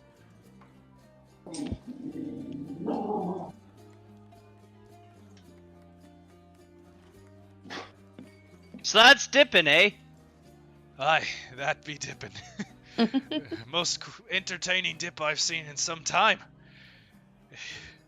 Not the easiest drink I've ever won. Aye, but well here's your mug, mate. I'll get a house special for you. You've certainly earned it. And Durnan kind of moves back behind the bar, and shortly thereafter brings you out a bubbling drink in the same tankard that you handed to him. Ew. Unsanitary. Sanitation. Hey, I'm immune to disease. Fuck it. Perfect. He kind of looks at you as you're kind of looking at it skeptically. Why? It's been washed. Uh-huh. GG, Durnan. But slowly things begin to kind of return slightly back as you all make your way back towards the table. And Ari, as you're sitting there kind of looking at this house special that Durnan has just dropped off, the two dwarfs kind of come by and kind of give you a pat on the back. And kind of to all of you, "Aye, thank you for your assistance, friends. My name's Dane, and this is my good pal, Rucker. We're part of the Silver Swords about to head into Undermountain, but we didn't quite expect that much trouble just on the entrance." Listen, if you all ever need any assistance, you just find us. We'll be around the tavern most often if we're not slaying beasties down below. I project we'll be doing the same. It was a pleasure to acquaint with you. Good fighting, mates. You got any advice for what we might encounter down there? We're planning to head down there, not too far in the future. They both look towards the portal. Well, speaking from experience, we can tell you there's trolls and sturges, but outside of that, that's as far as our adventure has taken us so far. We were just about to head down. We were talking to Miss Uday over there. Oh, she's been sponsoring us, getting us prepared and trained up. But as far as our actual adventure down into the dungeon, it was just about to start before that all happened. I imagine we'll want to have a night to sleep before we go in the morning. Yeah, I reckon you'd actually had it start a bit early then. Seems so. Well, regardless. And you didn't have to pay a gold to get it. That's true, that's true. Well, we thank you all for your help. Of course. Best of luck. You as well. They kind of make their way back across the tavern, back to their other compatriots. All right. So who's got the next dip? I think it's Archie's turn, right? As you all are kind of joking around, a large half-orc woman kind of steps up to you all. It was well fought, all of you. I serve a friend named Davil Starsong, and he'd like to speak to you all if you have some time. We can make some time. Lead the way. Follow me. She kind of leads you over towards a table in the corner as you all follow after. Up towards the northeastern end, you see an elven man with long red hair and a half-elf woman kind of sitting on his lap. He kind of shoos her as she kind of runs off into the tavern. He welcomes you all to sit down at the table. Welcome, welcome. Please take a seat. Yagura, please go fetch us some drinks, will you? We've got to talk. Master Starsong? Please call me Davil. Really, it's a pleasure to meet you. What is it that you want to speak to us about? I assume it has something to do with the troll we just had quite a major hand in helping with. You would be correct. I was looking for a few adventurers who might be able to assist me. You see, I've got a plan, something that could certainly get you some experience and perhaps even help out the town at the same time. And you all certainly seem to have at least proved your martial capabilities. Would you be interested in earning a bit of coin for an escapade about the town before heading into Undermountain, as I seem to have overheard is your intention? Well, since we've been told that we can't quite go down the tunnel yet, as the trolls coming up have pointed out, is quite a dangerous trip down there. You But can't go down the tunnel. we could definitely use some experience before we head down, if you're willing to give it, especially if there's coin involved. Is that the same feeling you all have? We would need more than just one halfling, albeit I'm sure you're strong of heart. I would certainly be willing to lend a hand. Always looking to help. Always looking to earn a living. I don't see why not. Well, wonderful, wonderful. Then please, gather. And he kind of pulls you all close as drinks begin to be handed around. Well, so I'm planning a bit of a heist, though I know what you must be thinking when you hear those terms. This one is not for nefarious means. I happen to get wind that something is going to be stolen, and so I plan to steal it from the thieves who would have stolen it anyway. It will be easier than stealing the thing normally, and, well, at least a bit more, well, perhaps a bit more moral. Regardless, it'll keep it out of nefarious hands and will help a few people that might be able to help you in your adventures to come. But while I've seen your martial prowess and your ability to handle yourselves in a fight, I would like some proof that you can handle more delicate matters, some that require a bit more quiet touch, if you get my meaning. We've heard wind that someone has been moving around and killing elf and half-elf sailors in the dock ward. There's 3 dead so far, each one decapitated by a blade in the dead of night. If you look into it and help clear it up, then I think we could use you in the upcoming plans that I have, and I think the City Watch could use a little help in clearing up this issue. What do you say? But I've got to say that sounds interesting proposition. What is it that we'd be stealing for you? You'll get the details if you complete the first part of the quest. Clear up this year the dock ward, and I'll give you all the details you need to know after that. Do you want the culprit dead or alive?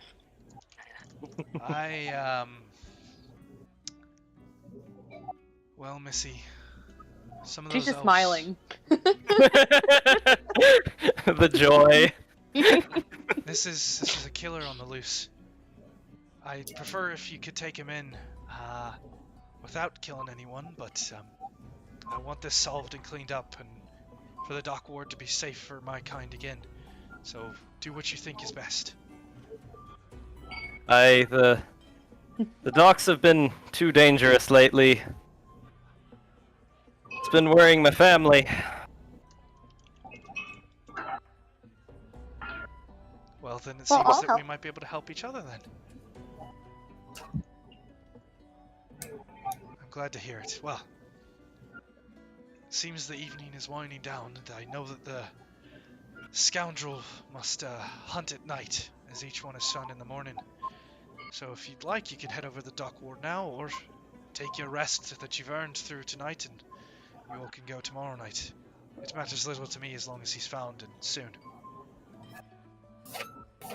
About how long have we had since combat has ended? It's been maybe 10 minutes, 15 minutes. Okay. So all of our stuff has ended, but we haven't gotten short rest stuff back? Correct. But you could certainly take a short rest before heading out if you wanted to do that.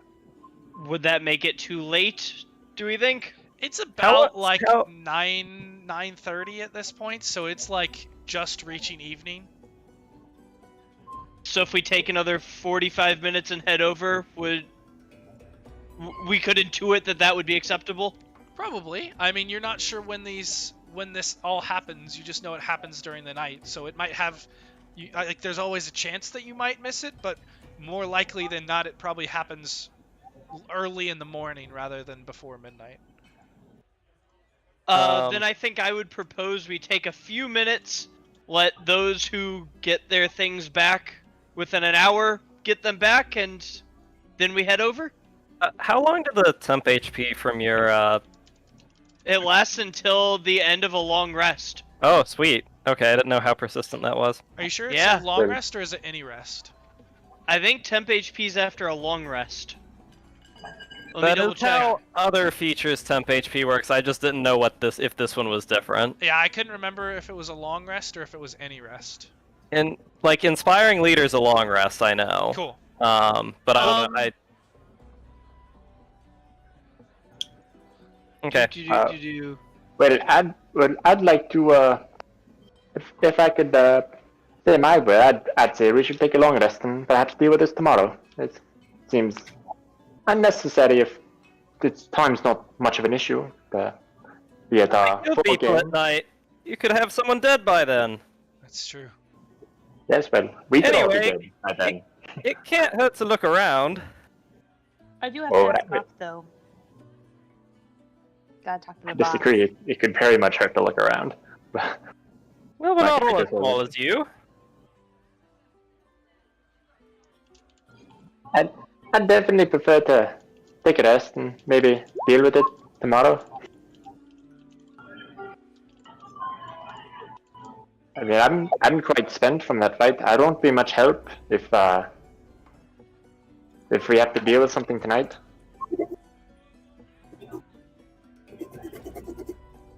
Well, I'll leave it up to your all discretion, as you are the ones I'm hiring. But I'm sure that the faster that we could get to this accomplished, the better off it would be. But again, it is your choice. I would rather observe tonight and take two shots at it, so to speak. The thing is, we could observe tonight and And then have a plan for tomorrow. exactly like we observe tonight. Unless we see someone actively being murdered, we can just not do anything. You know, we don't have to go pick a fight necessarily unless they're literally in the process of trying to kill someone. And, barring that, you know, we'll just go to sleep tomorrow and be really well rested for tomorrow night. But so what you're saying, if we fail, we won't do anything. But if we do encounter the object that we're searching for, we will do something. Which brings me back to my original point, I don't want to do that. Yeah, but then the only time that your plan works is where we don't fight because they're killing someone, and then someone else dies, and you don't understand how that's a problem. If someone needs help, you help them. I mean, that's all well and good, but if we all die in the process, we're not helping anybody, we're just adding bodies. Okay, That's but if it's the whole point. one person, and there's 5 of us, I like our odds. Yes, if there is one person and then 5 injured and tired people, I'm sure, but we don't know what's causing it. For all we know, it's a gang, and we're gonna have to fight like 10 people. You're not even injured! You stayed on the other side of the bar the whole time! I'm very mentally tired. He's the spoiled little noble. It's okay. What? Well, you can... you can go be a spoiled little noble, and everyone else who works for a living can come watch with me.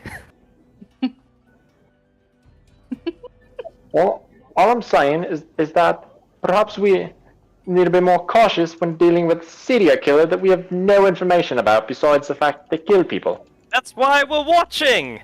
That's how we get information! We could always put it to a vote.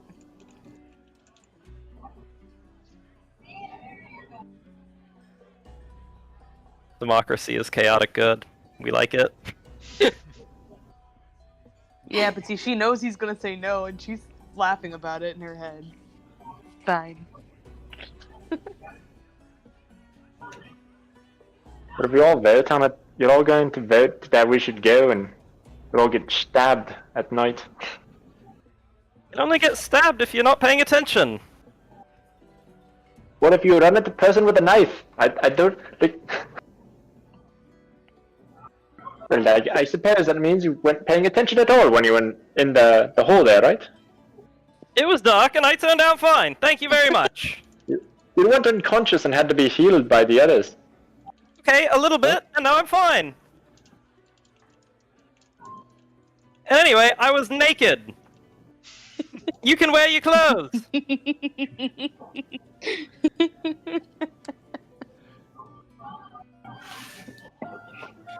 Anyway, I reckon one lick from those bugs would put you down. Now, all of you, there's no reason to fight.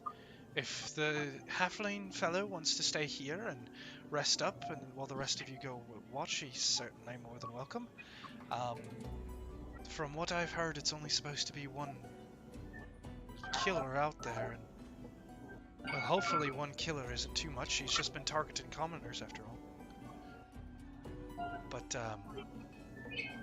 I understand your caution, and you shouldn't go into a fight if you're not prepared, but I do worry for the people out there if there's not someone out there to watch for them.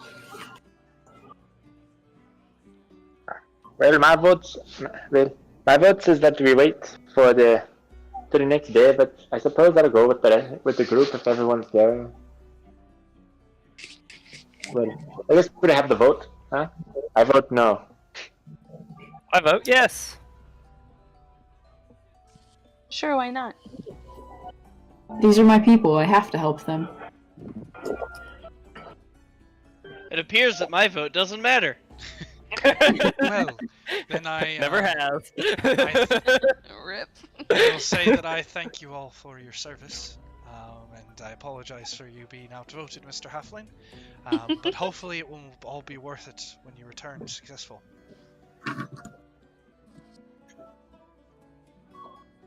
I'll see you in the morning then.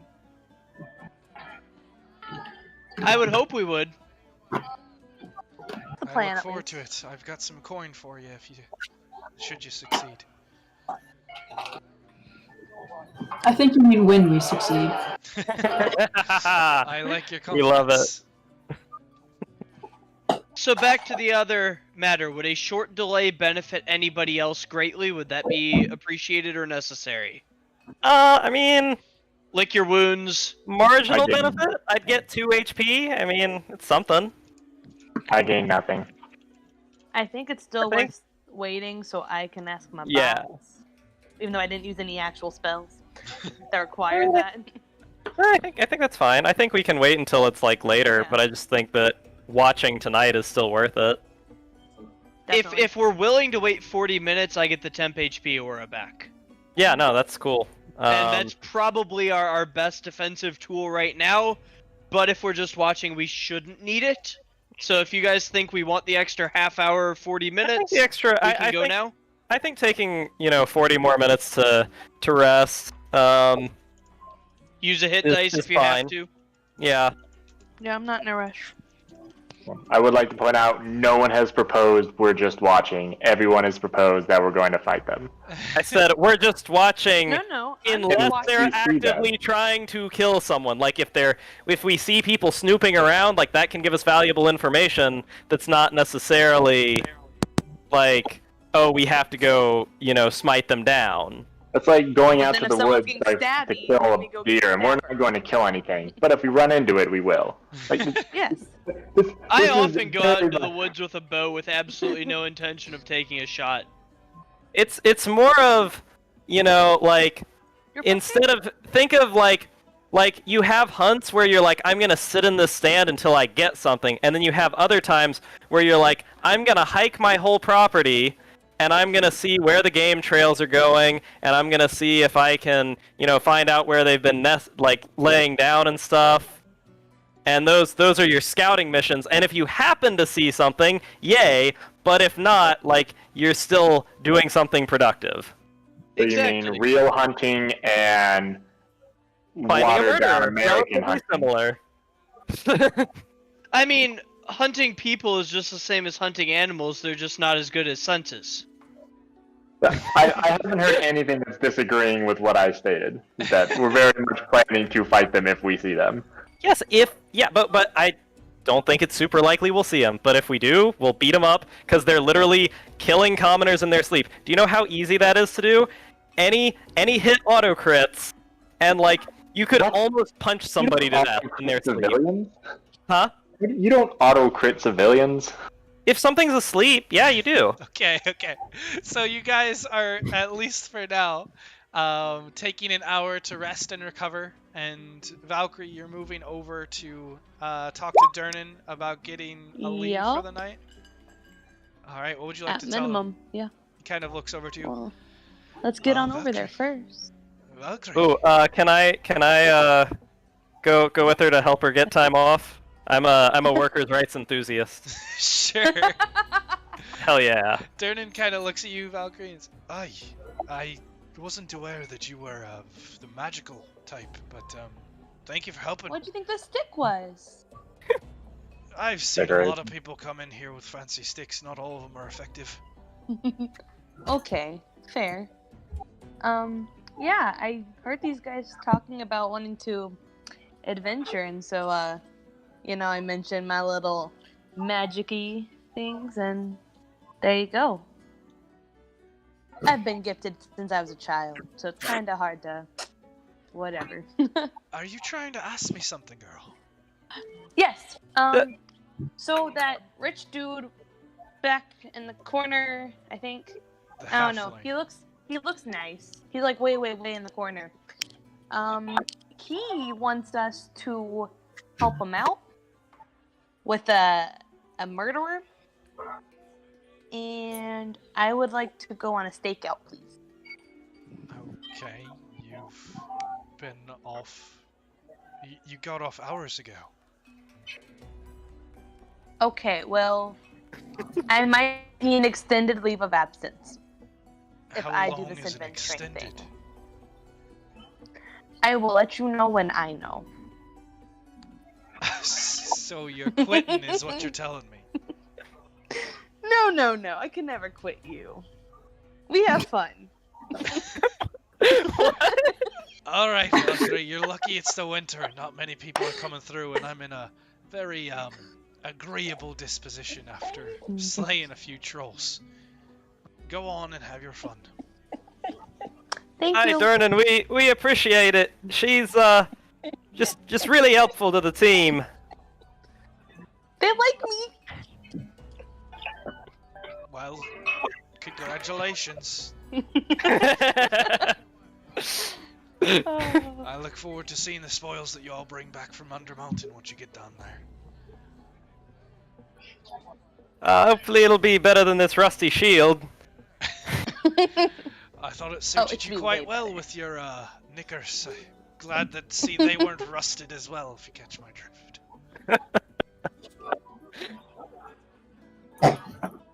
Well, I'll be here whenever you get back, as usual. Sounds good. See you on the flip side. All right. So She's fixing pop culture. after Fuck, this is gonna be canon. So, sorry. After taking about 40 minutes to rest and recover in the tavern, you all begin to set out into the city, leaving the tavern behind. Can we stop by my house first so that I can get my actual armor and shield? Yeah, you guys could have done that as part of your short rest if you wanted, as a Okay. night activity. So you could have gone and traveled down, and luckily your house is in the dock ward. Hell so you yeah. guys are already there as you travel downwards through the night into the dock ward of the city. And how are you all going about this? Are you doing a stakeout, or are you trying to look or ask people, or what's your process here? So Would he once have we get, pointed out Sorry. where on a map these were? Like where the murders had already taken place? I think I'd probably be familiar with that. Like I think my character would have living there just known about the Sure. Yeah, so you all kind of... He points you to an area down off of Ship Street, kind of a neighborhood where some of this has been going down. And so you guys are given a couple street blocks that are pretty run down and quiet. You see that the street lamps are shattered here. There's not really any lamp lighters that come around this part. It's pretty quiet. Even sailors are just now returning home as the light has just winked out from across the bay.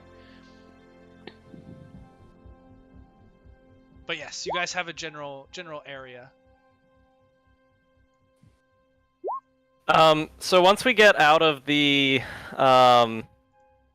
Yawning Portal, I want to kind of quietly explain to everyone that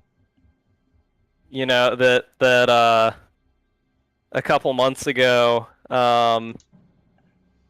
that I was actually like threatened by a bunch of these drow who like snuck into my house at night, and I suspect that they have something to do with this. I was gonna guess giant mosquitoes. If only. I'd be willing to follow your hunch. Also, apparently they know where I live and are, actively threatening me. So I don't want to be super public about going around just being like, "Hey, are the Dark Elves killing everybody?" Well, isn't that just great? Not only are they looking for a serial killer, they're looking for us. Such a safe night adventure. Yeah, so I don't know. I'm in favor of stakeout, I think, unless you guys want to really go asking around. So do we stake out as a group? Do we split up and search for clues? And do we want to have like disguises so no one can find us again? That seems extraneous. We don't live here. Oh, Some of you don't live here. Excuse you. Some of us stand out like a sore thumb. Ha. So Ari, I'll I take think- the girls. You take the dog. You guys go down by the creepy place, and we'll go search the bedroom. So I think that I think the real move here would probably be Oh. have me and the people that stick out do the stakeout, and then the face and the heavily armored face's friend go ask around, since they do not in fact live here.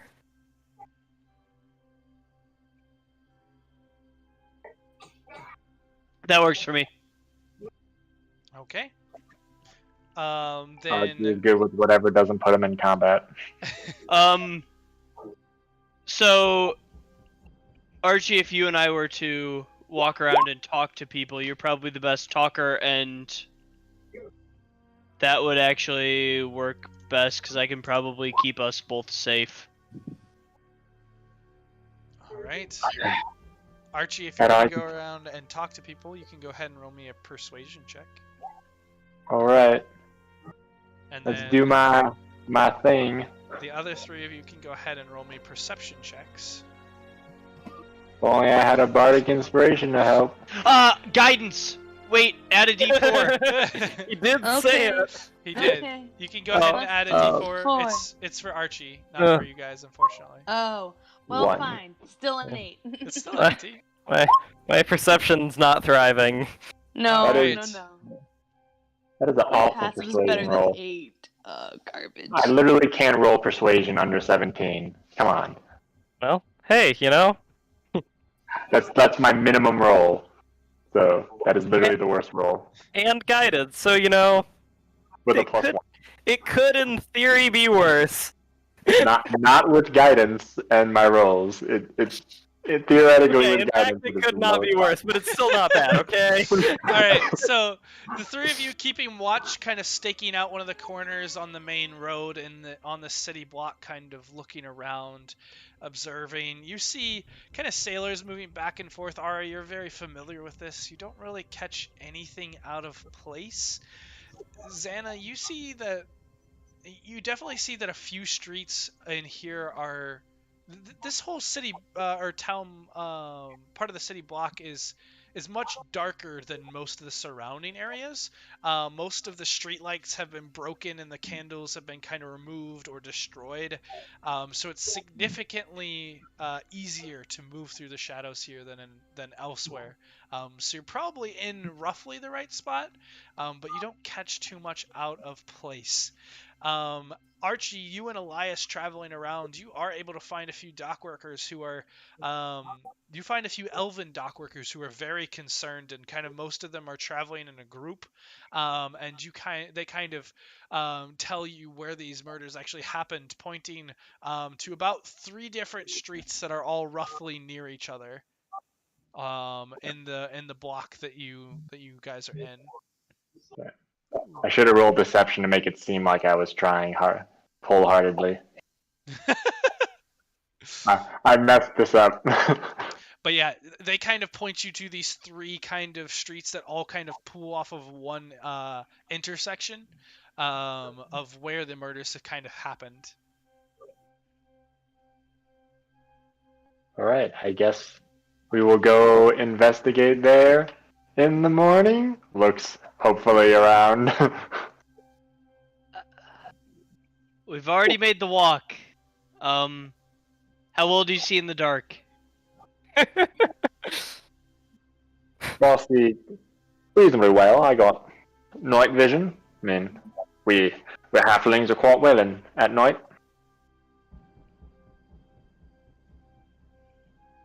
I'm gonna get my accent down within the first few weeks. I I definitely have to work on mine, but I think Dude. we'll get there. I support it. You're doing great. Keep with it. It keeps changing like every time I talk. I've definitely done at least 3 different accents tonight.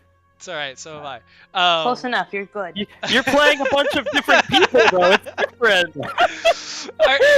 Archie, are you and Elias going to, or I guess Elias, are you and Archie going to investigate this street, or are you grabbing everybody else to go together? Let's walk back to where everybody else was and see if we still see them. Okay. We haven't moved. You do see us. Yes, you head Okay. back to the corner of Ship Street, and you do in fact see them, still kind of staying on watch, and they detail that they haven't seen much of anything. And let's let them know of this new information and that we've kind of narrowed down our search area and head that way. Right. So I can't see too well without the street lamps. Hey, you said something earlier about Yeah, being able to help with that. I can. So I can give 3 people, other than myself, really good dark vision. So Ooh, really good. 300-foot dark vision. Pretty good. Ooh. So I don't think you can give other people 300 foot. You just get 300 foot. No, he It can literally give it- says in yeah. the thing, as an action, you can magically share the dark vision of this feature with willing creatures you can see within 10 feet of you. Yes. So he can give it to up to Yo. 3 others. So yeah, I am 1 level away from being able to give the whole party. So 1 person is left out. Everybody else has great dark vision. Hell yeah. Well, right now I have regular dark vision, but They do Great too. says even better. I have normal vision. I need it. No, you get it for sure. That's a no-brainer. So I guess whoever is the least perceptive, we will you will use your regular dark vision. All the more perceptive people will get bonus dark vision Oh. for now. That was an award I didn't want to win. Garbage. I figure is Archie not the least perceptive? Oh, no, I have a +2. I have a What's that? +3. Okay, never mind then. Yeah, I'm garbage. Alright. Don't count me As out. soon as we hit level 4, the whole party gets it. I'm sorry, I'm 1 level short. It's alright. Hey, we'll Fine, get leave there. the pink tiefling out. It's fine. Wow. My other I'm character totally would be kidding. really worried about this perceived racial bias. Anyway, we're Not cool. this one though. Alright. So yeah, So let's you kind of watch as Elias kind of pulls his quarterstaff across his shield, and from it draws out these kind of shadowy tendrils that he pulls out, and the magic kind of wraps around your head and into your eyes, and they suddenly expand, and you can see far into the night. And Ari, this is very disorienting for you at first, as you can see almost nothing around you, and then suddenly you can see just a monochromatic street and houses and tenements that are all around you, and for the first time you can see in the dark. That's lit. Lol. Cringy. All right, so what are you all doing? Take 1d4 psychic damage from the bad joke. yeah, let's head to those streets that we know the murders were actually on, and let's spread out a little bit, but within sight of each other, and then take watch and hide ourselves and take a look. All right, go Oh, ahead, God, stealth. and if you guys could give me stealth checks first. Why did it have to come to this? This is not what I'm prepared for. Let's go! It's the paladin stealth check, boys! Shit, this is not good. We are loud. Oh wow. Except Okay. Archie. Really sad. Damn. I literally rolled a nat 1 and a nat 20. Oh, It's a rough man. time. If only we weren't wearing armor right now. If only. Yet Archie here is we are. very much like, I do not want to be in fight, and I just sink into the darkness, almost vanishing before your eyes. Elias, I need a stealth check from you as well. Oh, Ooh. okay. Oh. Okay, and then a perception check from all 5 of you. Ooh, come Rolls on. are not good Aw. today for you, boy. Relatable. I would have Same number. guided myself on stealth as opposed to perception, if that's acceptable. Yeah, that makes sense. Okay. Alright, Valkyrie, Xana, Archie, and then Elias. Wrong one. Sorry, perception. There we go. 'Kay. Doesn't matter. Wow, that literally had almost no effect. 1 off. Okay. So all of you begin to kind of take up these positions and sort of watch through the night. And Elias and Archie are pretty. Archie's kind of like sunken back, like hiding, hoping he doesn't see anything while still watching out. And Elias has just kind of embraced his. This like cleric of the night has gone to a full another level as he is just vanished into this shadow and darkness, finding this perfect point between buildings where he's almost completely obfuscated but can still see around. However, it does block out part of his view on the downside. But Valkyrie and Archie and Xana, all three of you do catch a glimpse of a figure kind of wandering down the street. He looks a bit unstable as he's kind of leaning over and kind of stumbling. He's maybe 20 feet from you all, kind of walking down the street, and he kind of turns down one of the alleyways. Ooh. So how close are we? I know we said we were kind of spaced out, but like how spaced out? You guys are roughly like 35 feet from one another, kind of spaced out, and this entity is maybe like 20 to 30 feet away from you. Okay. So what I would like to do... Let's see, so you said, really quick, did you say... Because it's me, Xana, and who? And Archie. Okay. I'll catch sight of this individual. Okay. Okay, so I don't think I can do it at the same time, but I think I can do both technically, maybe just one at a time. I want to talk in their heads. Oh god. Oh, Okay. that's terrifying. And What it's do you- gonna come out kind of like it'll be kind of like a whisper and say, "Did you see that? Should we go follow them?" And then she'll wait for like one to answer and then whisper to the other one. Oh, to your party. then- Okay. I thought you were talking to the stranger too. I was like, damn. Oh dear God. Oh, I was confused. Yeah, no, never mind. Same thing. no. Maybe That it's would a be different. kind of cool though. Maybe it's a different character. She'll be cocky enough to whisper to the bad guy, but you know. It could just be a drunk person. So another question, Austin, is because I made her a specialist in basically studying people and cultures. Would she be able to observe that he is drunk? Give me an insight check. As each of you in turn hears this voice that is very distinctly Valkyrie's. You kind of Valkyrie, you can have advantage on that since you literally work in a bar. Nice. Oh, a little better. Cool. So yeah, each of you kind of individually hear Valkyrie's voice kind of calling out, seeing if you saw it, and it seems I don't think they can respond. No, but they can like look at me. Okay. They can I look at me. respond. I cast message to respond, Okay. and I tell you I didn't see anything. Ah, well, rip. Archie very convincingly messages you telepathically, saying that that he has not seen anything. Well, I didn't insight on him, but I'm gonna say that's probably a fair point. So But- be like, oh damn, okay. But Valkyrie, you can certainly tell that the kind of movements of this individual do seem to indicate that he is intoxicated. And Xana, actually, you pick up another detail. You can see through his kind of messy hair, you do see the long pointed ears that do indicate that he is an elf.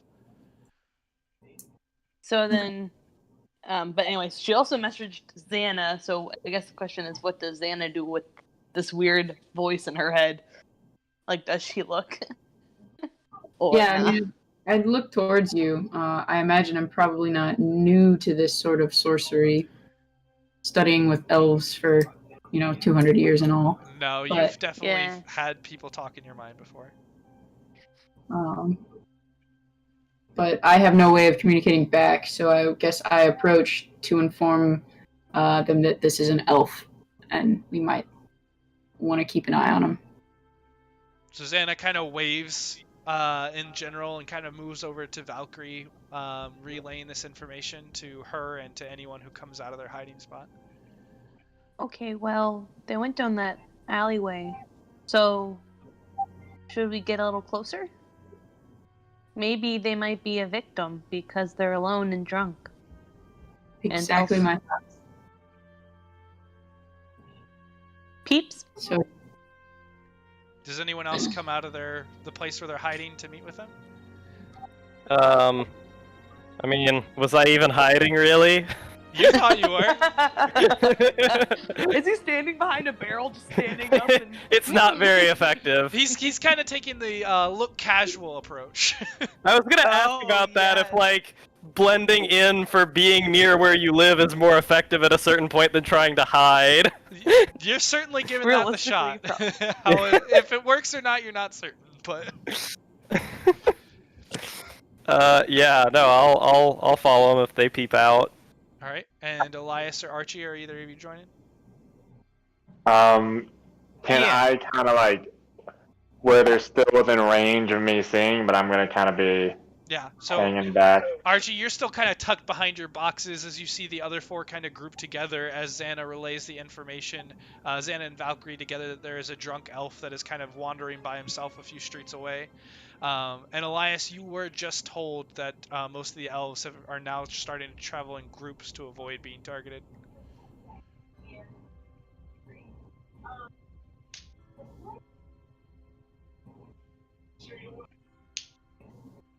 So what would you all like to do? well, in the best sneakiness that she can, I think Valkyrie's gonna try and quietly approach the corner, Alright. You can like give me of a the stealth alleyway check. in the street. You can give me a Yeah. stealth check if you would like. We're gonna try. It's better than the other one, I think. Alright, and go So I'll ahead and give take it. me a perception check as well. Alright, so you kind of softly step forward, kind of peeking your head around, and you do see as a little bit further down this alleyway, this man is kind of stumbling, and eventually, as you're kind of following after, he does kind of take a left turn into another alleyway. She just kind of like makes a very annoyed expression and messages. I'm guessing she was the only one that walked forward, so then she'll message the first person she sees in the group and says, "He turned down another alleyway. I'm gonna creep a little further," and she'll keep creeping. Is anyone else following after? I will.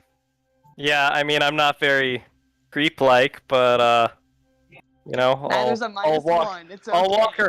walk around like I own the place. So you guys kind Don't of you? slowly walk after Valkyrie, kind of following down where she led, and Archie, you kind of curse to yourself, but you kind of follow at a distance, just keeping them in sight, but moving quietly. So as you guys come to this alleyway, whoever would like to can make a stealth and or perception. And or Can I stick with my previous stealth because I feel good about that one? Sure. I will allow Archie, since he's far in the back, to stick with it. Anyone else will Oh. have to. fine, I'll Reroll. redo both because you never Chicken know. for the win. Hey, I'm pretty happy with that. I should have just not. I should have not. I want to point out, in these stealth rolls, I've had a 19, a 20, a 6, and a 1. It's been the spread. So Valkyrie, you kind of turn around and begin kind of talking back to them, kind of relaying what you saw. And as everyone is kind of watching Oh, forward and no. walking through the street, Xana, you do see as a shadowy figure does slip into the alleyway in front of you a little bit further ahead. Oh my How far gosh, ahead? Joe. About 40 Brother. feet at this point.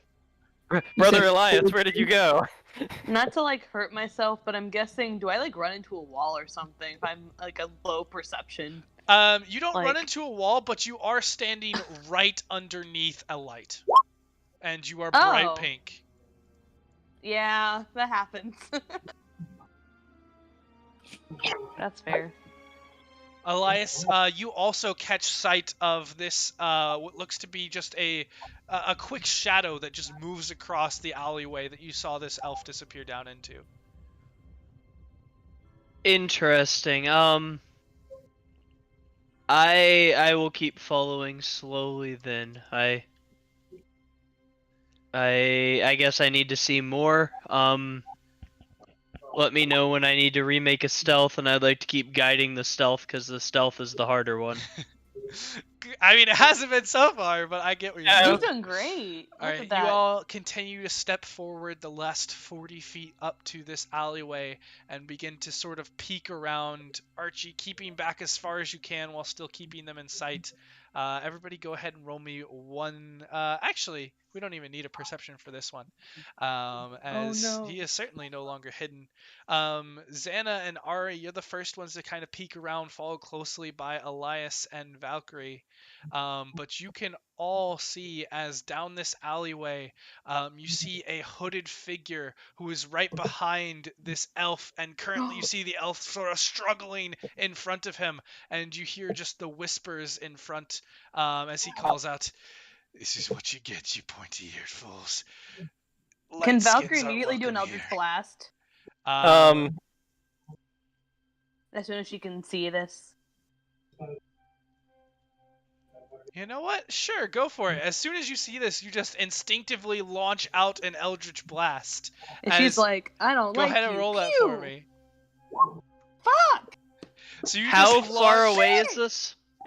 We'll get to that in a Garbage. second. But as you just launch out this blast of force from your staff, it flies past the individual, and slams into a box nearby. And you see as he turns around, pulling a blade out of the elf, who falls down to the ground and looks at you, Damn it. and then just begins to turn and move into the darkness. And that is where we're gonna go ahead and pick up next week.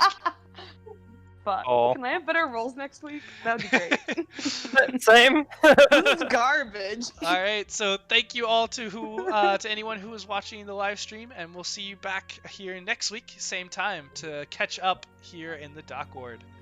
Goodbye. Hmm.